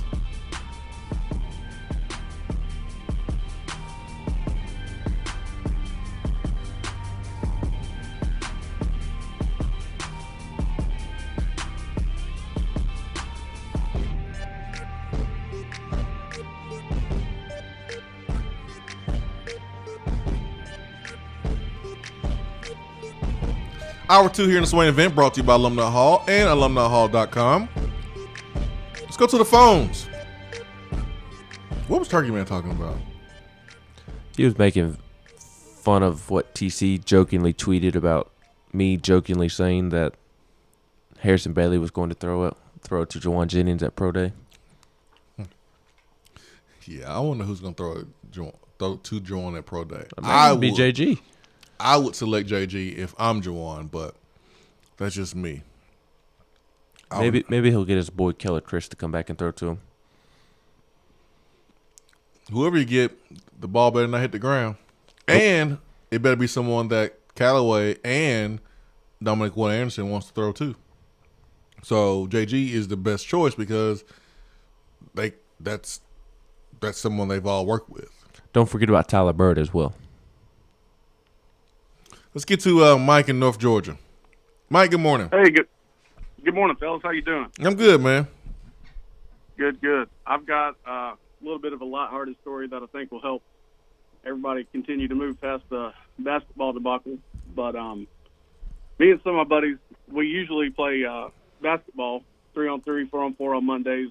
Recently, this beginning of this year, they taught me into doing a 5-on-5 football league, flag football. Oh man!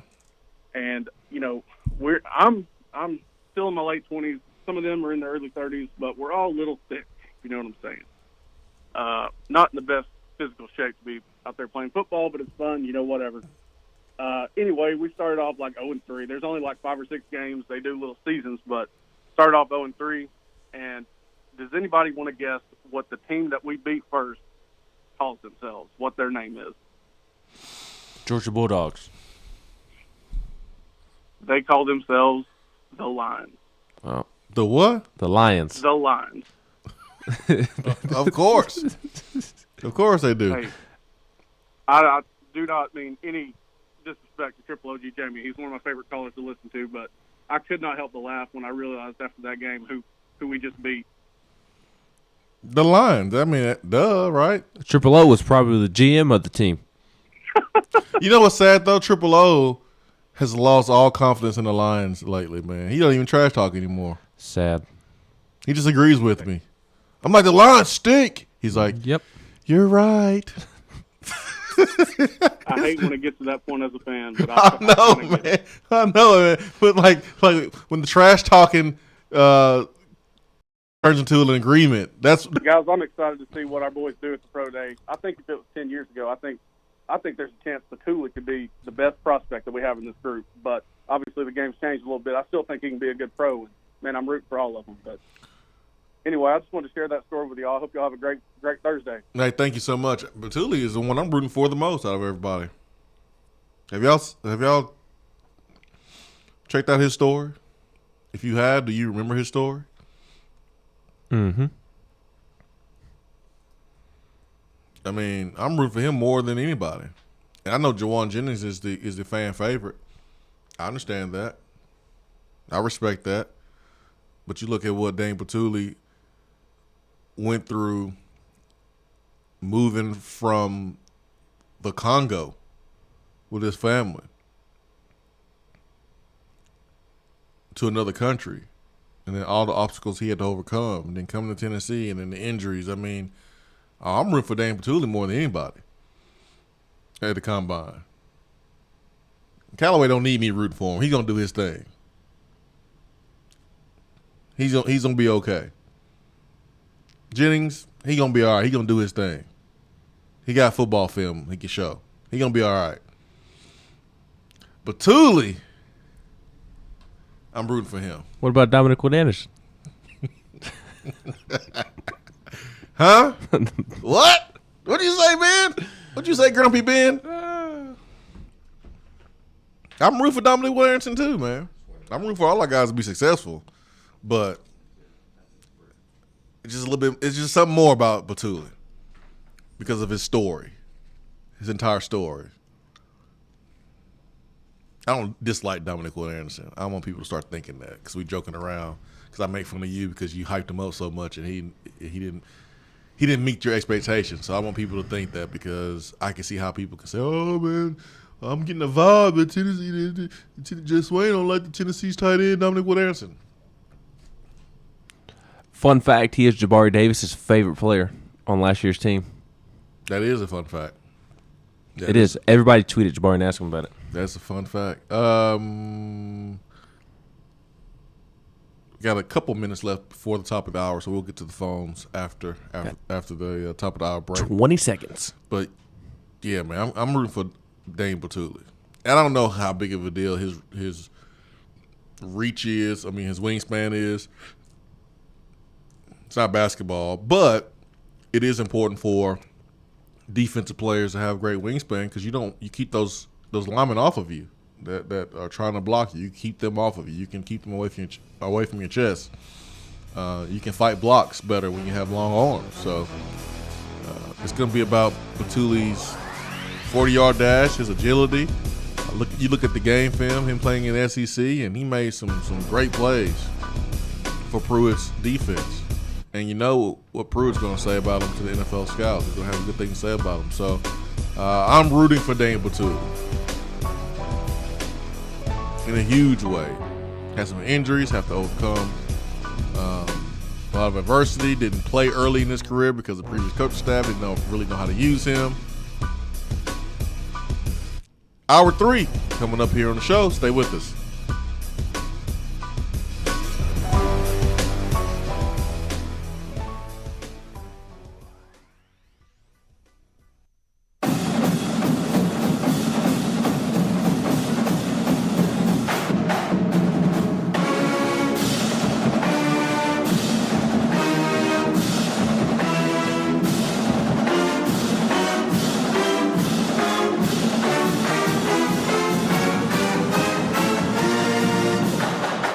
Hour 3 of the Swain event is brought to you by the Low T Center and lowtcenter.com.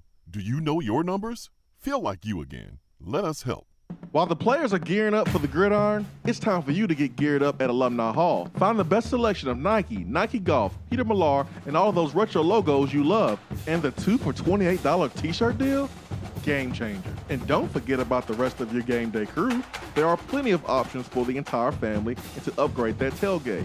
Shop now at one of their 6 convenient locations in Tennessee or 24/7 at alumnihall.com. It's football time in Tennessee. Federal Credit Union, a place where you belong. Alcoa 10 Federal Credit Union has helped people save money for almost 80 years. Whether it's free checking, financing a vehicle, or purchasing that new home, Alcoa 10 is here to help you. Better rates, better service. Check them out at atfcu.com. Alcoa 10 Federal Credit Union, a place where you belong. Member NCUA. You're listening to the Swain event, fueled by Dead End Barbecue. Check them out online at deadendbbq.com.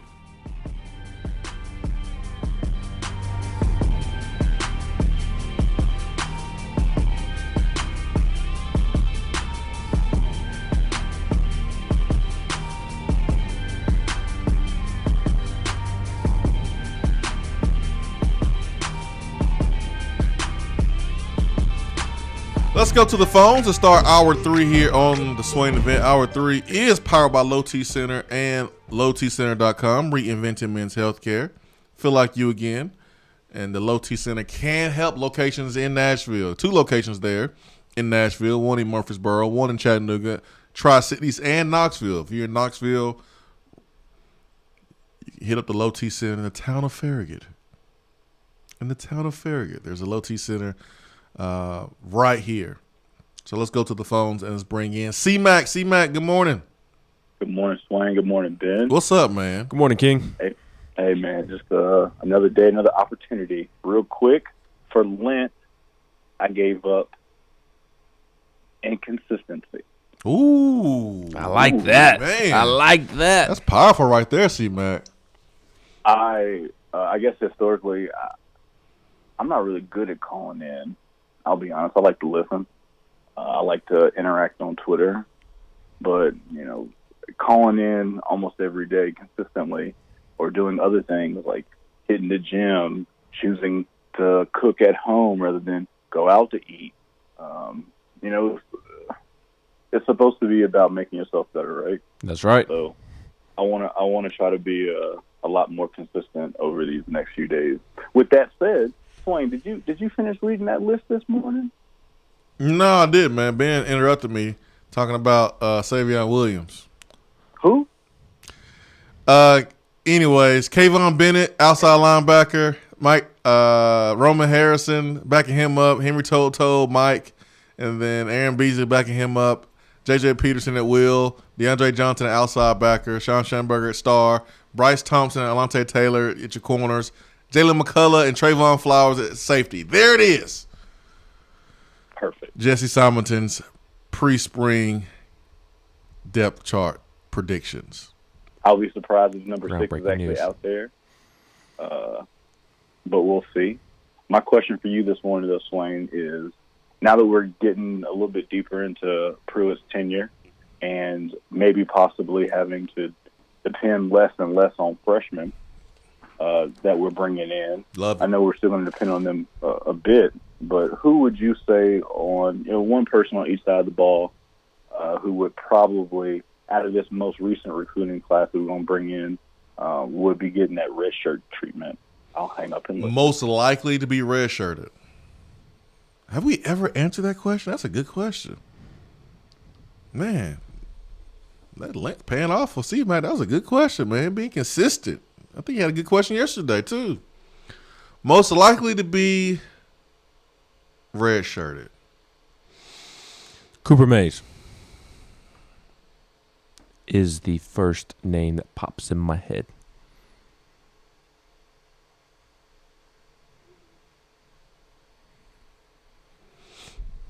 That's a good one.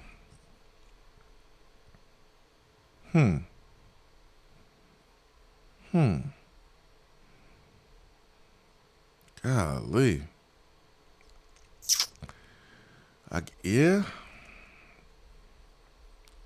Because Tennessee isn't going to need him unless Brandon Kennedy gets hurt. But even if Brandon Kennedy gets hurt, I think junior Jerome Carvin will slide over to center over freshman Cooper Mays. I like that one, but I'm going with Javonte Spraggins. He would be my offensive player. And then my defensive player, or James Robinson. All of the offensive linemen. Yeah. So which is what you want. You want to Yes. redshirt your offensive linemen who aren't your Wanye Morris's, your Darnell Wrights of the world. Correct. And then on defense, I'll go Reginald Perry. Yeah, I was gonna go him or Tamarion McDonald. Tamarion, my bad. McDonald. I'll go him. Old McDonald. We'll just call him Old McDonald. McDonald. T McDonald. T Mac. Yeah, T Mac. Go T Mac. Yeah, I will go him. McDonald. Yeah, I could see that. I just don't see RJ Perry unless he just bursts onto the scene. I don't see him having an immediate impact with how many defensive linemen there are. How about Will Albright? Tennessee will need him this year. I ain't gonna lie, I'm a little nervous about true freshman long snapper. Riley Levengood was good. He was good, but he was a senior. And Well, I mean, as a freshman, a lot. Yeah, Riley Levengood. And Riley Levengood was like one of the best in the country coming in too. Will Albright was an Under Armour All-American, Swain. So he is one of the best in the country as well. I don't know Will Albright like that. I believe Will Albright was the number one long snapper in the country. I know the Levengoods, so it was different. So what you're saying is your bias? No. What I'm saying is I know that Adam Miles trained Levengood, and Adam Miles was a long snapper here at Tennessee and personally worked with him. So I just felt more comfortable with him being prepared. I don't know Will Albright's story like that. What if I told you Riley Levengood has personally worked with Will Albright when Will Albright has been on campus? I don't know, man. Does that make you feel better? A little bit. Okay, good. Just a little bit. But Adam worked with him all off season leading up to his time in Tennessee. Riley's just working with him a little bit now. When he shows up on campus. Yeah, after his season is over. So it makes me feel a little bit better. I'm not like freaking out. I'm just saying like it only takes one bad snap on a field goal or a punt to change a football game. I'm a little nervous about that. Yeah. Could you see T. Hodge or Jabari Small redshirting? Just because of the number of backs Tennessee has and will have after they land Zach Evans? We're not landing Zach Evans.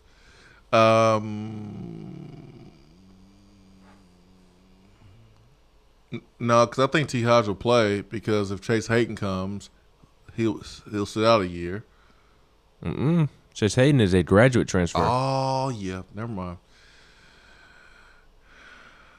He graduates in May. And you are anti-Kavaris Crouch at running back, so you need a bigger running back. So I think if either of the two are going to redshirt, it would be Jabari Small. Well, I hate the running back, though. For now. That boy's linebacker. He's destined. He's destined. I wouldn't be surprised if he plays linebacker. I'll say that. Be quiet, Ben. You know these players can transfer now. Wait a minute, what? Linebacker? Oh, I'm transferring Hurt on the Swain event. Shh. I'm blaming it on you, Ben. These Whitehead transfers because Ben calls him a linebacker. Shh. But I can't see him playing linebacker. Yeah, I mean, T. Hodge can be a redshirt option. Play 4 games, still be at a red shirt. But I don't think he will, though. I think he's going to be in the mix. What about Jabari Small?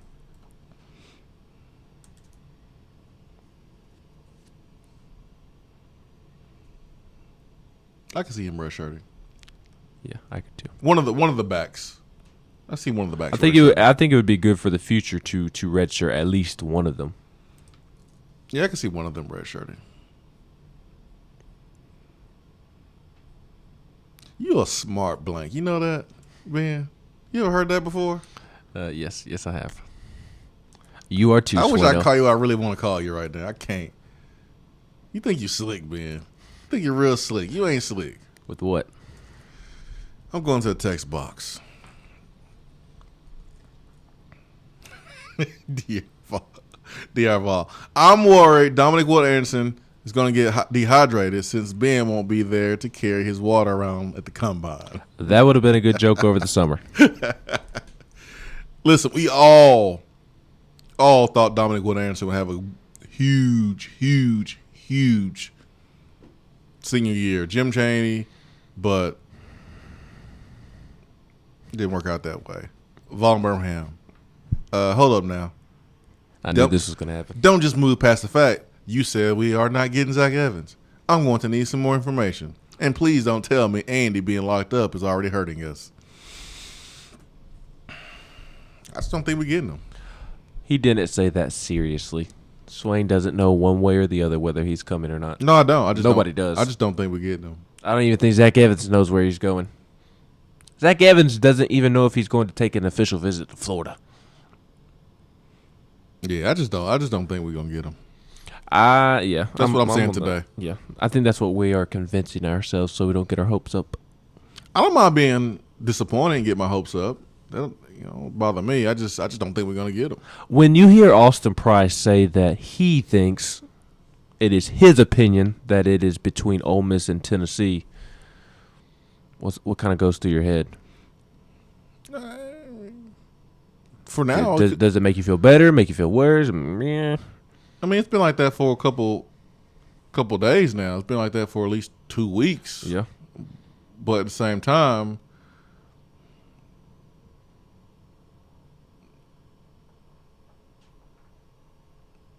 things are fluent. I know it looks good because Jay Graham is here, but the LSU running back did go to Texas A&M, so I'm sure that will help Texas A&M a lot.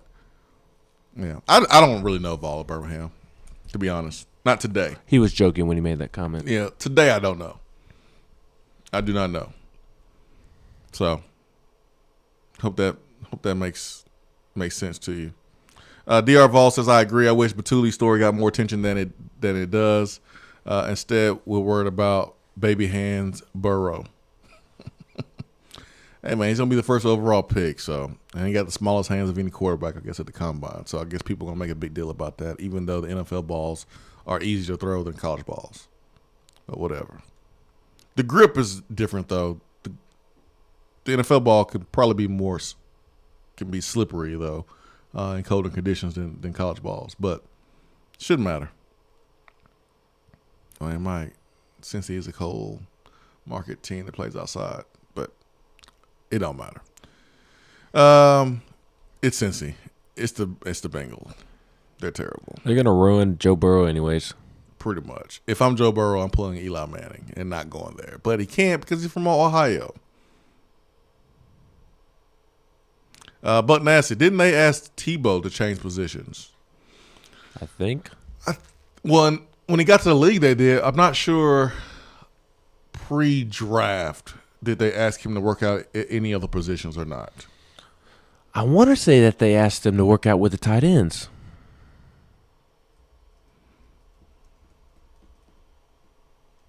This was a while ago, though, so I may have forgotten. But I thought that they asked him to work out at tight end.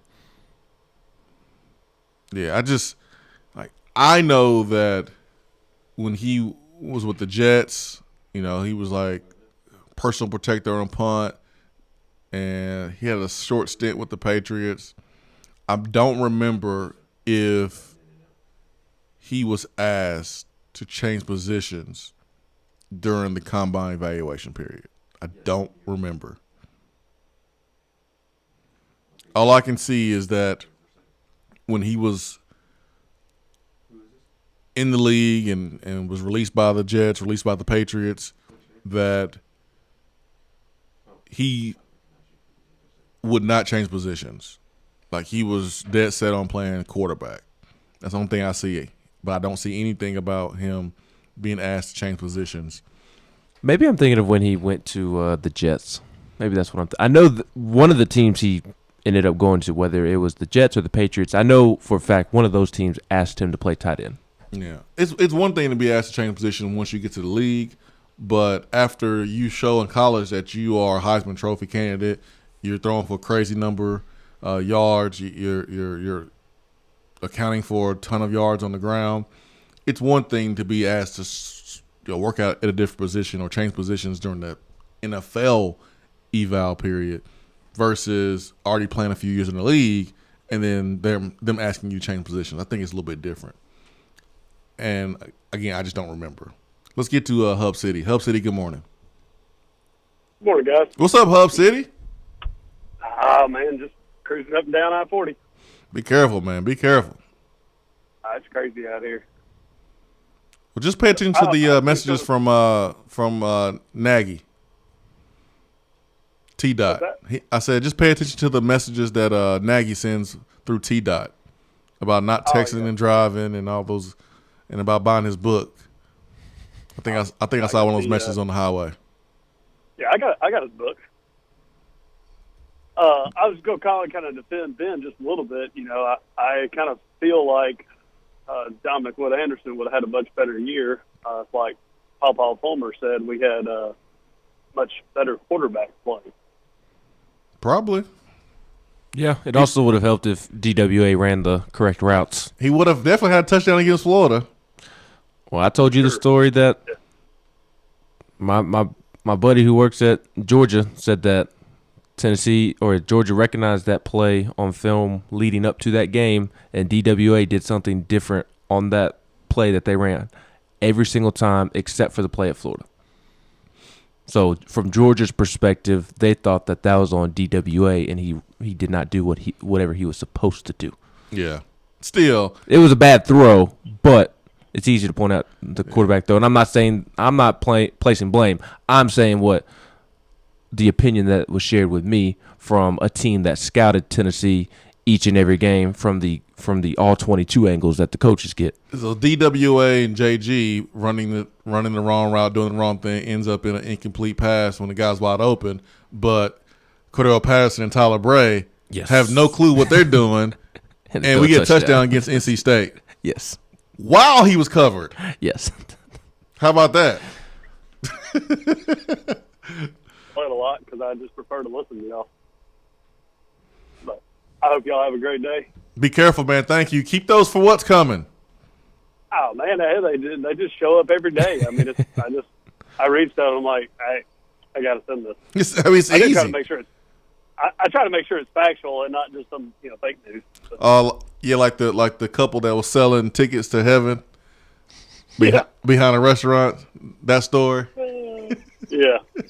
Wooden tickets to heaven. Of course, some of the ones you read, you think they are fake, and you have to actually do a little more research and be like, I cannot believe people. Yeah, they're actually real. Oh, man. All right, Hub City. Thanks, man. Thanks for the phone call.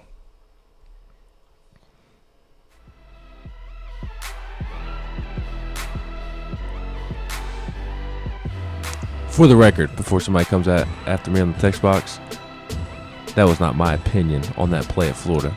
I'm just saying, from Georgia's perspective, they put the blame on DWA for doing what he had not done on the same play for the past year and leading up to that game. So it wasn't a great throw, even with the correct route. Probably an incomplete pass because I think he airmailed him, if I remember correctly, pretty significantly, even if he had ran a different route. But I'm just sharing a different perspective from somebody who watched the film each and every game leading up to the Tennessee-Georgia game. Hey, sometimes the receiver may run the wrong route, and if he's wide open, what are you going to do? Not throw it to him? And if you throw it to him, you might as well just hit him while he's wide open, right? But what if it's a timing route? Hey, man. If it's a timing route, then if he's running wide open, I know Casey Clausen will hit James Banks. And James Banks didn't always do what he was supposed to do. Well, unfortunately, Casey Clausen is not Tennessee's quarterback at the moment, or was in that particular moment. I mean, sometimes it just be like that. You just got to improvise and be a football player. DWA. Hour 3 continues after this.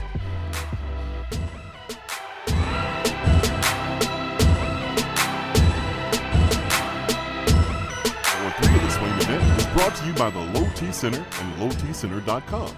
Do you know your numbers? Feel like you again. Let us help. Voted Best Barbecue in City View Magazine and a top 100 barbecue restaurant in the country, Dead End is a no-brainer when you are craving the smoky flavor of quality Q. Dead End makes it easy to enjoy their fantastic menu with online ordering and local delivery with Valet Gourmet. That's right, you can have Dead End brought to you. Can't think of the spread for your next event? Get Dead End to cater it. Check them out online, deadendbbq.com. Dead End Barbecue. The search is over.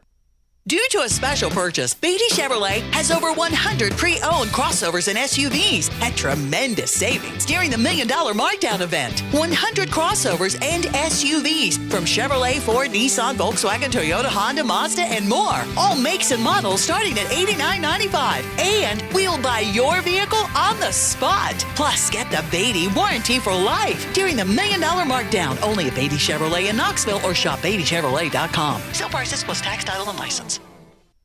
Do you want a custom themed tumbler or bottle to show off your team spirit every day of the week? Then look no further than Game Time Sidekicks.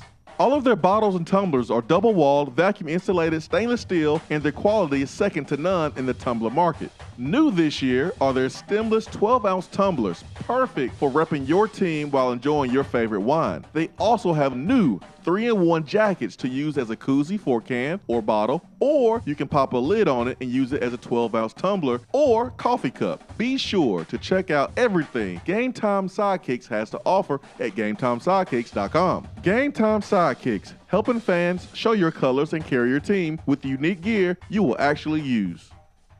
With smartphones being such an integral part of our daily lives, it is truly an inconvenience when it doesn't work properly. It disrupts the normalcy of our day. When you go into the cell phone store to have it repaired, they just try to upsell you on a new phone. That's why the owner of iDrop, TKL, left those places and opened iDrop. His goal is a happy customer. TKL and the team will listen to what you have going on and work to solve the problem of your broken device in a way that best suits your needs, instead of trying to upsell you on something that you just don't need. They don't just repair phones, they can service your laptop or PC as well as your Mac. Windows 7 support is over, but iDrop can help you transition to Windows 10. They have a 5-star rating on Google with hundreds of positive reviews. Let me say that again. I don't think y'all understand how big this is. They have a 5-star rating on Google. Their customer service really speaks for itself. So if you ever find yourself with a device that isn't performing as it should, give iDrop a call at 865-888.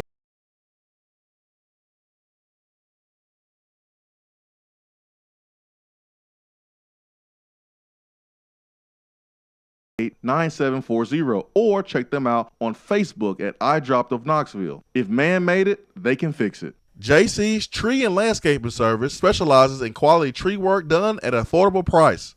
Trimming and removing trees are their specialty. They also offer other services like land clearing, stump grinding, crane services, and all of your basic landscaping needs for both commercial and residential.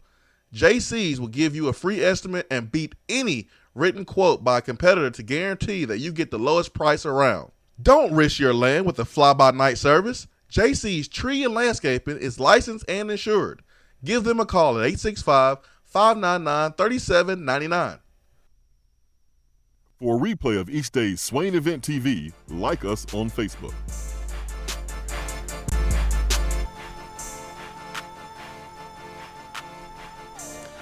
Hour 3 here at Swain Event, powered by Low T Center and lowtcenter.com, reinventing men's health care. Feel like you again. We can help. So Tennessee is hosting another 5-star player in basketball. But Rick Barnes doesn't recruit. We're back to that narrative, remember? Are we?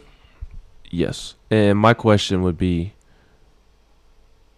can we not realize the difference in getting out and recruiting and missing on evaluations? If we're going to blame Rick Barnes for recruiting for this particular season, can we at least blame that he missed on evaluations rather than he was lazy and wasn't out recruiting? Can we at least do that? And can we also recognize that DJ Burns should be a key member on this year's team, but he couldn't make the right decisions off the court? Stay off the weed. Josiah Jordan-James could have gone to Duke. Duke wanted Josiah Jordan-James. Jalen Johnson was a borderline 4-star prospect. If I remember correctly, I think he was a top 200 player.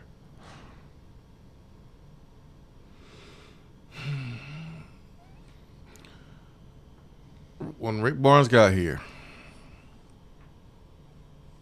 the plan all along was to sign a certain type of player, a group of certain type of players, develop them, win with those players, and then be able to attract the Jaden Springers of the world. And that plan has worked out. Why? Because Rick Barnes knew what was going on in college basketball. He's been coaching in it for decades. So if you go to a new place and you just start recruiting like Will Wade, there's going to be red flags. There's going to be people raising their antennas.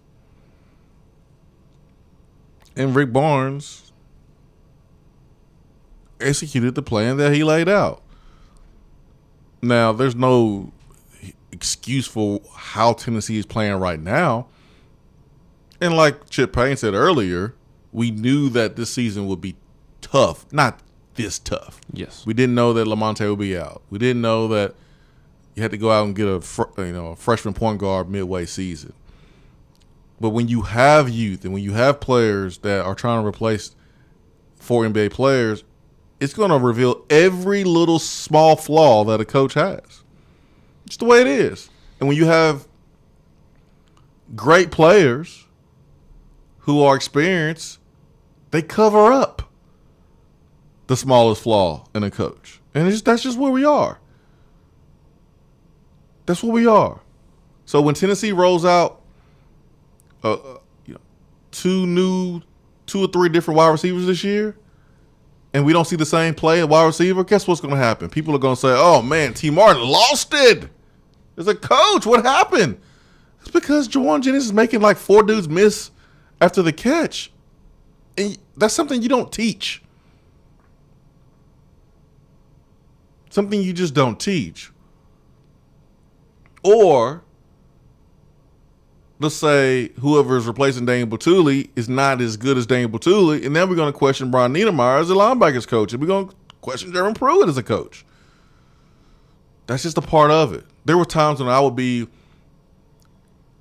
in the meeting room watching film after a game, and on a Monday we would watch film as a group from the past game, and we would go through and break down every single play, what everyone did right, what everyone did wrong. And 95% of it were things that the coach told us to do, and we just didn't do it. Why didn't we do it? Well, it's easy to do it versus air. It's easy to do it versus the scout team. But what happens in the game is that you get a little tired. And when you get a little tired, your discipline wavers a little bit. Because when you physically get tired, now your mental toughness is questioned. Now your mental focus is questioned.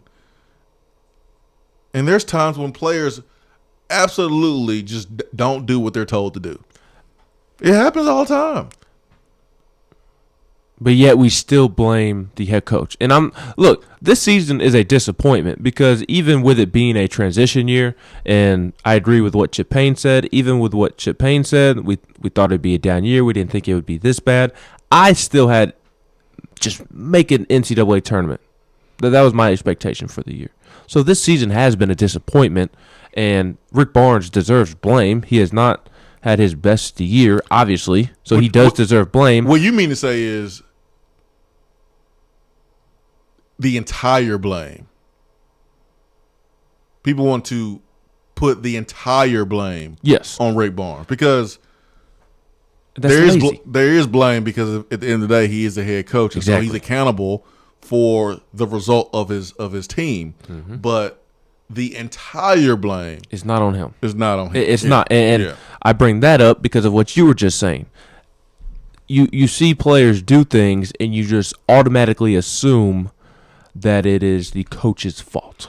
How? Please, somebody explain to me, going back to the Auburn game, how it is Rick Barnes' fault that Jordan Bowden and John Fulkerson fall asleep in the backcourt and get a 10-second violation as a senior and a fourth-year junior. In college basketball, a senior in high school shouldn't even do that. Please, somebody explain to me how that is Rick Barnes' fault. Or when a running back fumbles, or when a quarterback decides to get cute and does something that he's not supposed to do. I mean, that stuff happens. Now, it's the coach's job that if that continues, you pull that player, you coach that player up, but this notion among fans, and it ain't just Tennessee fans, it ain't just college fans, but it's just fans in general, that coaches are like puppet masters. And the athletes are like the puppets on a string. And whatever the puppet does, it's because the coach pulled the string. That's not true. Phil Jackson is a great coach. But guess who Phil Jackson coached? Michael Jordan. And Kobe Bryant. And Shaq. Phil's a great coach. But, man, he sure coached 3 of the best players of all time. Scottie Pippen. 4 of the best players of all time. 5 of the best players of all time if you want to throw in Dennis Rodman. So, coaches are accountable. Yeah, coaches are a big part of, the culture and the game plan and all these things, but they're not puppet masters. They're just coaches. And the folks that are play in between the lines, they are the ones that truly affect the outcome more than anybody else. More than the strength coach, more than the assistant coach, more than the head coach, more than the trainer. They impact the outcome more than anybody else. And so I'm not saying that Rick Barnes is not exempt from criticism at all or exempt from any blame or whatever, but all I'm saying is come on, let's put some of that on the players too. Yes. Let's put it on the players too. Like to me, I look at Jalen Johnson. He was ranked higher coming out of high school in the 2016 class. He was ranked higher than Jordan Bone, Grant Williams, John Fulkerson, and Jordan Bowden. And in fact, he was the highest rated player in that class of 6 because Tennessee also signed Quay Parker that class. Jalen Johnson was the highest ranked recruit according to 247 in that class. As a fourth-year junior, he should be further along. And quite frankly, I'm looking at him, not really Rick Barnes, because the other 4 that stayed at Tennessee from his recruiting class have turned into really good college basketball players. 2 of them turned into NBA draft picks. So to me, I can't sit there and question Rick Barnes for the development of Jalen Johnson when in the same class, 4 other guys who were ranked lower than him developed into really good college basketball players. Well, the reason why we got on this topic is because we was talking about how Tennessee's getting ready to host a 5-star prospect for their official visit, and Grant Ramey 247 says on Twitter, it would be the third 5-star prospect in the 2021 class to take an official visit to Tennessee. And this player is 6'10". He's out of Tyrone, Georgia. Mm-hmm. And he is scheduled to visit the Vols this weekend as Tennessee hosts Florida. He is out of Sandy Creek High School. He is 5th overall in the top 247 rankings for the 2021 class. He is a second-rated Power 4 in the class and the number 1 overall prospect out of Georgia. And I hope Jabari Smith watched Georgia play this year because no one wastes top talent like Tom Crean has wasted at Georgia this year. Just Georgia in general wasting talent. But especially Tom Crean in that basketball program, because you can take 2 or 3 really good freshmen and impact more than a football team of freshmen. Mm-hmm. So this is big time. I mean, there was a plan put in place by Rick Barnes day one, and this is what he planned. He planned on this team after taking these developmental guys, the Admirals and the Grants, and taking them and turn them into NBA prospects and putting out a team that won a ton of games, that, okay, the prospects would see that and want to come to Tennessee, while the other schools were getting busted for breaking the rules. And that plan has kind of played out. Now, the plan hasn't played out perfectly because you had injuries, and injuries are always unexpected. That affected Lamonte Turner. It has affected Josiah Jordan-James. Yeah. Everybody is taking a big old crap on Josiah Jordan-James right now. Everybody. And he has not been good. He has not lived up to the 5-star billing, but because he has not lived up to the 5-star billing does not mean that he has not had a solid freshman season. I'm not going to say he's had a great freshman season because he hasn't, and I chalk it up to injury, and he has not been able to get into a rhythm. He missed all of preseason, barely got to practice with the team, and by the time he kind of knocked off the rust and became adjusted and what have you, he has a setback in his injury. Then he gets sick, and now we are where we are. I mean, Josiah, at the end of the day, is still the team's second best percentage-wise 3-point shooter. He's the second best rebounder on the team at last check. And one of the best defenders on the perimeter. Yes, he's 5th in scoring, 7.3 points per game, not great. 4th in minutes, 6.4 assists per game, and 5.6 rebounds per game. So, yeah, he hasn't been the scorer that you would hope in a 5-star, but that doesn't mean that he hasn't been a good player for Tennessee this year. You know what Josiah's situation reminds me of? And it really takes me back to, like, my own personal experience. I'll never forget a conversation Tony Brown had with me.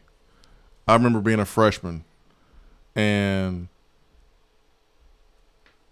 Tony, Jomo Fagan, C.J. Fagan, all those boys that were there before me, and I'm sure they saw that Tennessee was going to go out and bring in all these All-American wide receivers. Pretty sure they saw that, and it motivated them. But not one time, and throw in Chris Hannon too, not one time did I ever feel any type of animosity or any type of jealousy or anything. Them dudes tried to help Meacham and I and Brett every single turn. I'll never forget a conversation that I had with Tony Brown. Never forget it.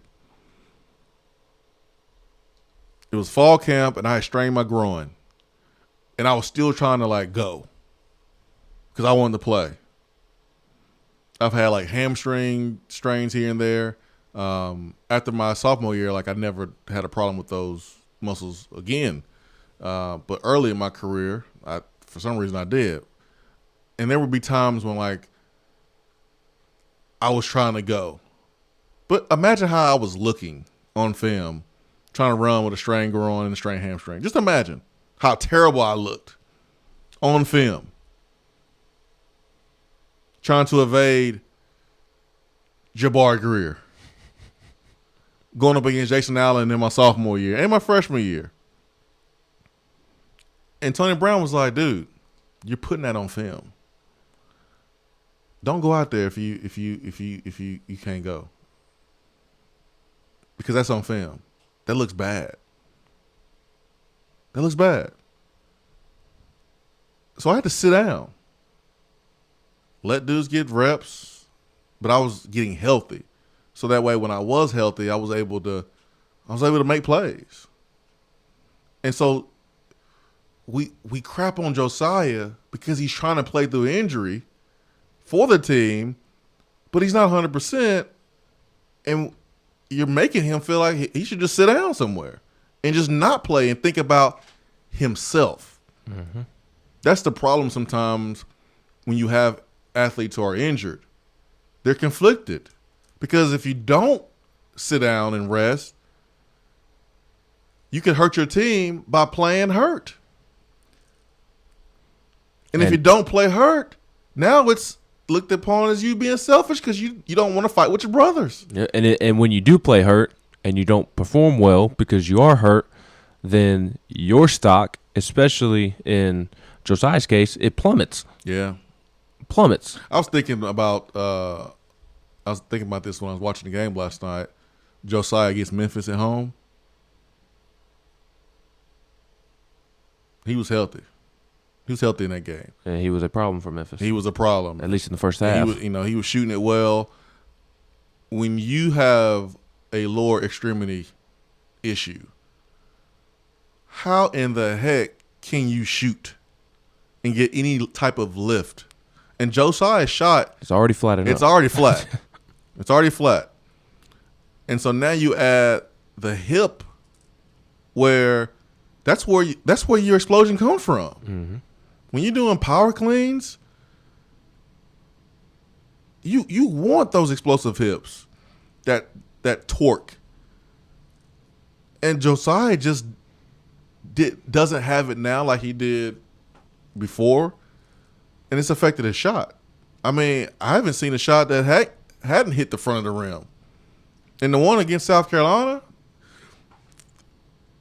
the last shot, I mean, it never had a chance. And even against South Carolina, I mean, he shot the ball well in the first half in his first game back from injury. So at the end of the day, Josiah's season has been disappointing. Correct. Rick Barnes and Tennessee basketball season has been disappointing. Correct. I'm just not going to sit here and listen to people just say that Josiah Jordan-James is a terrible basketball player, or that Rick Barnes has lost it, doesn't recruit, he's lazy, he's given up on this team. I'm not going to sit there and listen to that because that's not true. They deserve blame. They've been disappointing this year, but to put 100% of the blame on Rick Barnes for the season is lazy, and to just simply say that Josiah Jordan-James is a bad basketball player because he's not putting up offensive numbers is lazy. And I'm just not going to sit here and listen to that. No, I'm not going to engage in that either, man. But Tennessee is recruiting. It's their third 5-star to visit Tennessee. And Tennessee is still in good position for Kennedy Chandler, the 5-star point guard from Memphis, and 5-star Paulo Banchero, who is out in Washington State. Now, it seems like they may be trending. I think I saw Duke potentially, but Tennessee still has a shot with them, and that's all you can ask for. Tennessee is down the road. In my opinion, with Tennessee for those schools. Tennessee is down the road from Tyrone, Georgia now. Now, I don't know about Banchero. That might be too far away from home for him. Kim English. But putting the pressure on him. Yeah, man. I love me some Kim English. But 3 5-star prospects have visited Tennessee. And Tennessee's program is, won't go to the tournament, may not even go to the NIT, but people still want to come and play here. That should tell you all you need to know. Yes, and the future is still bright. If you go through and you look at Tennessee's roster, you're more often than not going to put a positive check mark, a green check mark next to a person's name rather than a red dash next to the person's name. Like, Tennessee still has pieces that are going to be really good. Devontae Gaines. I think Drew Pember can develop into a solid basketball player at this level. Josiah is going to be a problem at some point. He's had it down freshman year, but I think he's going to develop into a really good player. You'll have Fulkerson back next year. Victor Bailey's going to be good. Olivier Camwa, he still has potential. Santiago's going to be one of the better players in the SEC by the time he's done playing at Tennessee. I really do believe that. I need to see more from Olivier, man. I need to see more, but he does have the potential. He does. He just hasn't played a lot of basketball because he broke his leg in high school. Yeah, you look at what they did with Grant Williams. I mean, Olivier, if he's Grant Williams light, that's a win. Light. Grant Williams light, that is a win. Because you're still recruiting dudes like, Jabari Smith, 6'10", power forward. I already know who he replacing if he comes here. Who? Swain Event. Be right back.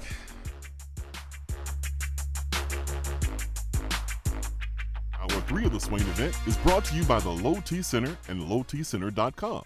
Do you know your numbers? Feel like you again. Let us help. When you see the happy face on our truck, you'll be smiling because you'll know that you're in love.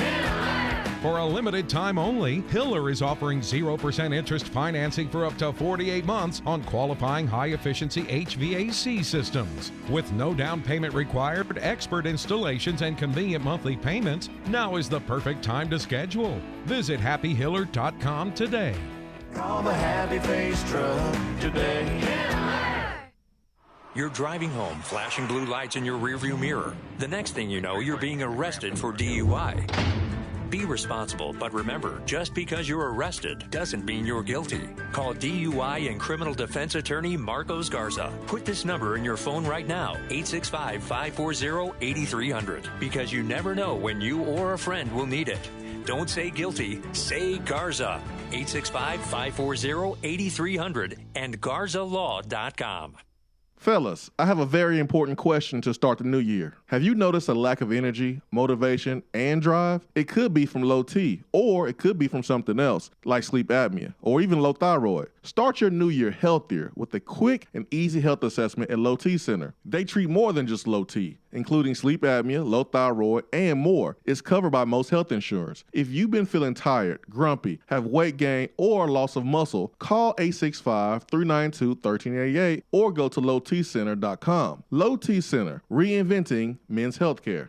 Do you have sloping or uneven floors, foundation cracks, or a leaning chimney? Do your windows and doors not open properly, or are there gaps where the floor and walls meet? Don't worry, B-Dry offers approved foundation repair solutions like steel I-beams, helical piering, epoxy injections, carbon fiber applications, and more. Make sure that your home is on stable ground with B-Dry. Call them at 865-588-0454 or find them online at bdry.com. If you're coming to Knoxville and need a place to stay, do yourself a favor and book a room at Hampton Inn Paper Mill, also known as the Hampton on the Hill. This award-winning property is literally in the top 5% of all Hampton Inn properties. The GM, Stephen Lawrence, is a good old local boy who grew up in the business around Knoxville. He and his staff are always available, always willing to help, and will go above and beyond for their guests. The newest Hampton Inn in Knoxville has clean, affordable rooms, flat screens, fridges, and microwaves in every room. Plus, breakfast is included in every rate. Not to mention, there's also a pool and fitness center on site. If it wasn't so close to amazing restaurants, bars, and shopping, you would never want to leave. At only 6 miles from campus, you're still right in where the big orange action is. Go to hamptoninn.com, search Knoxville, and book your room at the Hampton Inn Paper Mill or call 865-693-5400. There are articles and news stories that you read about the things that people do. And when you're reading those and you start to shake your head, you start to scratch your head a little bit. You get confused. You don't understand why. You start to ask questions. But really, there's only one question that matters. What is that question, you may ask? For what?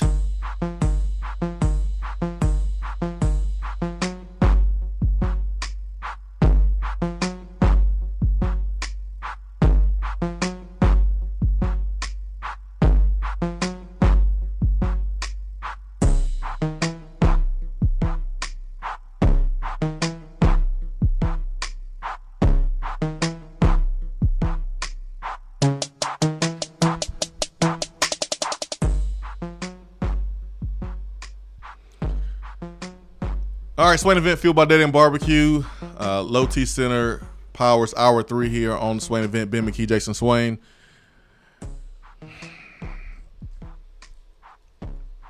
There's truly a capital for what's. I mean, we used to joke about that, but there really is a capital for what's. And that is Florida.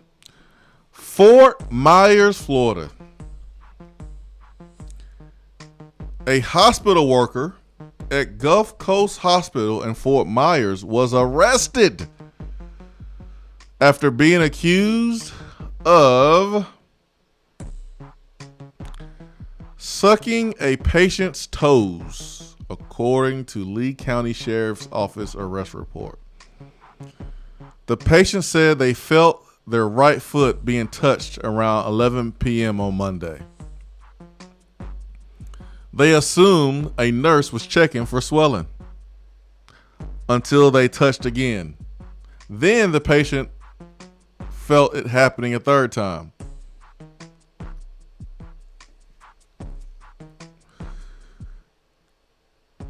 This time, they felt something wet between their toes. When they looked up, they said they saw France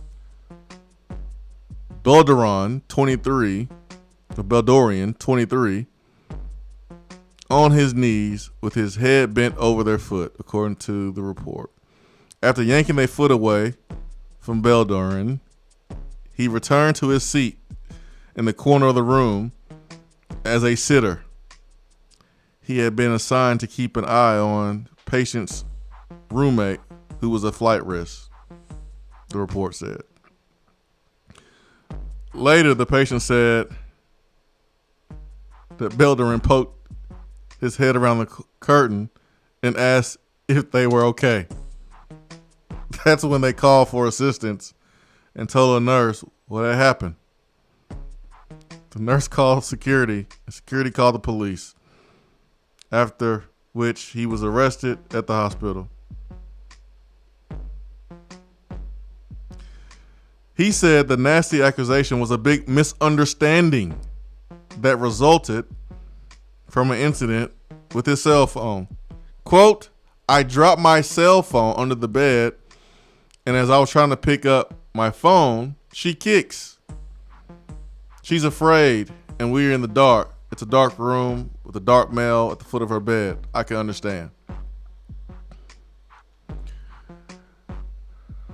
Beldorian said he lost his job and reputation in one night.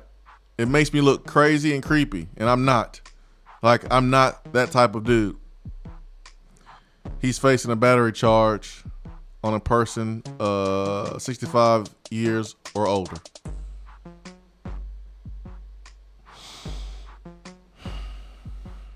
Ben, you think we're going to need any more for what's today? Nope. So, there's a lot to unpackage here.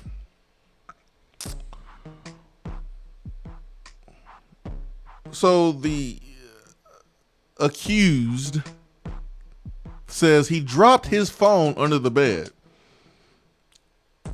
And I'm trying to get my phone, and she kicks. Let me go back up to the top of this article here. You know what? I would be a really good detective. I would be like Horatio Caine, the black Horatio Caine, because I could put stuff together. I should have been in law enforcement because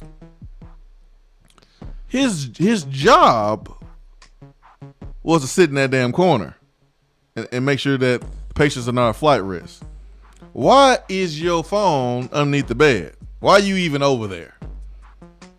Why your phone underneath the bed, man? You should be in the corner with your phone, playing games, looking at DR Vols tweets, things like that. Not with your phone underneath the bed. The victim here said there was some she said they felt something wet between their toes. Where did that moisture come from? Wet between the toes. Yeah, because he's trying to suck on the patient's toes. That's what happened. That's nasty. Quit being nasty. Again, I had to check and make sure it wasn't Rex Ryan. It wasn't. Because you know how he likes them toes. Loves them toes. I heard he likes peanut butter in between, too. Ugh, stop, man.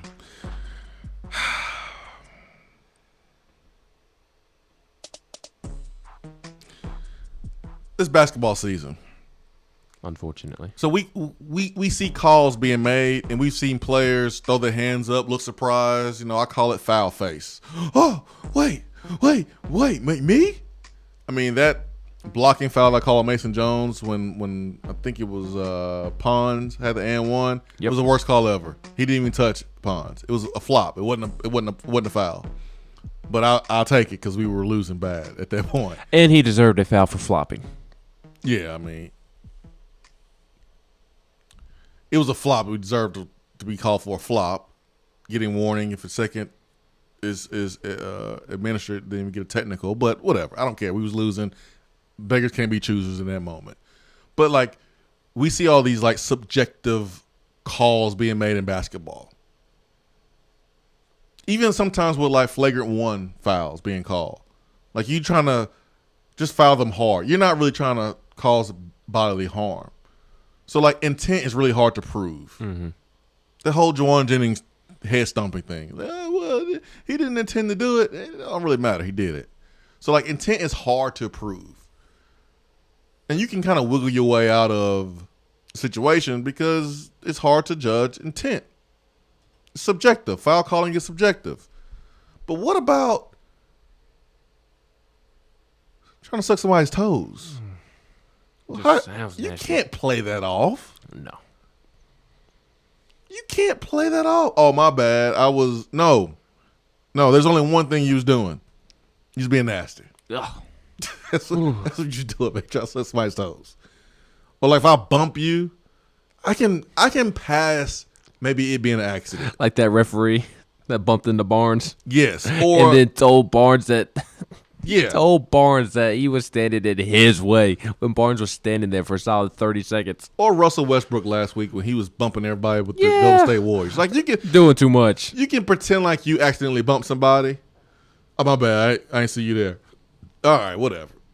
But how do you drum up a story to make it seem like you sucking somebody else's toes without their consent was a misunderstanding?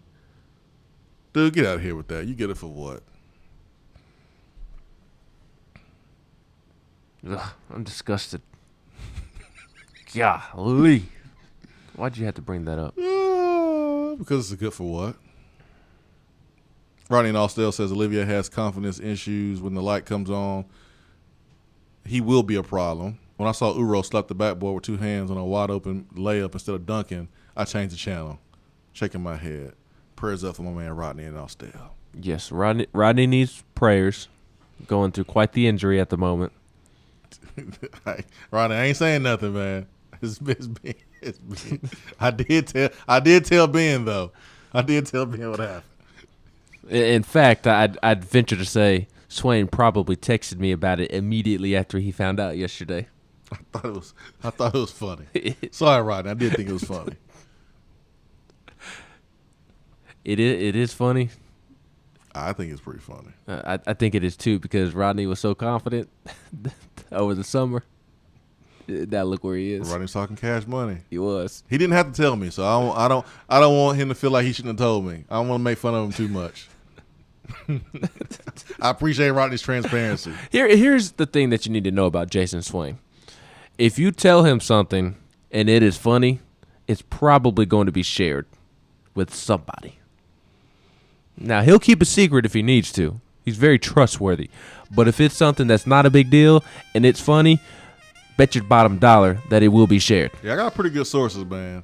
I get pretty good intel. You don't get intel running your mouth a lot, but you risk your life for this intel. I do, but a good joke. Oh man, I love me a good joke.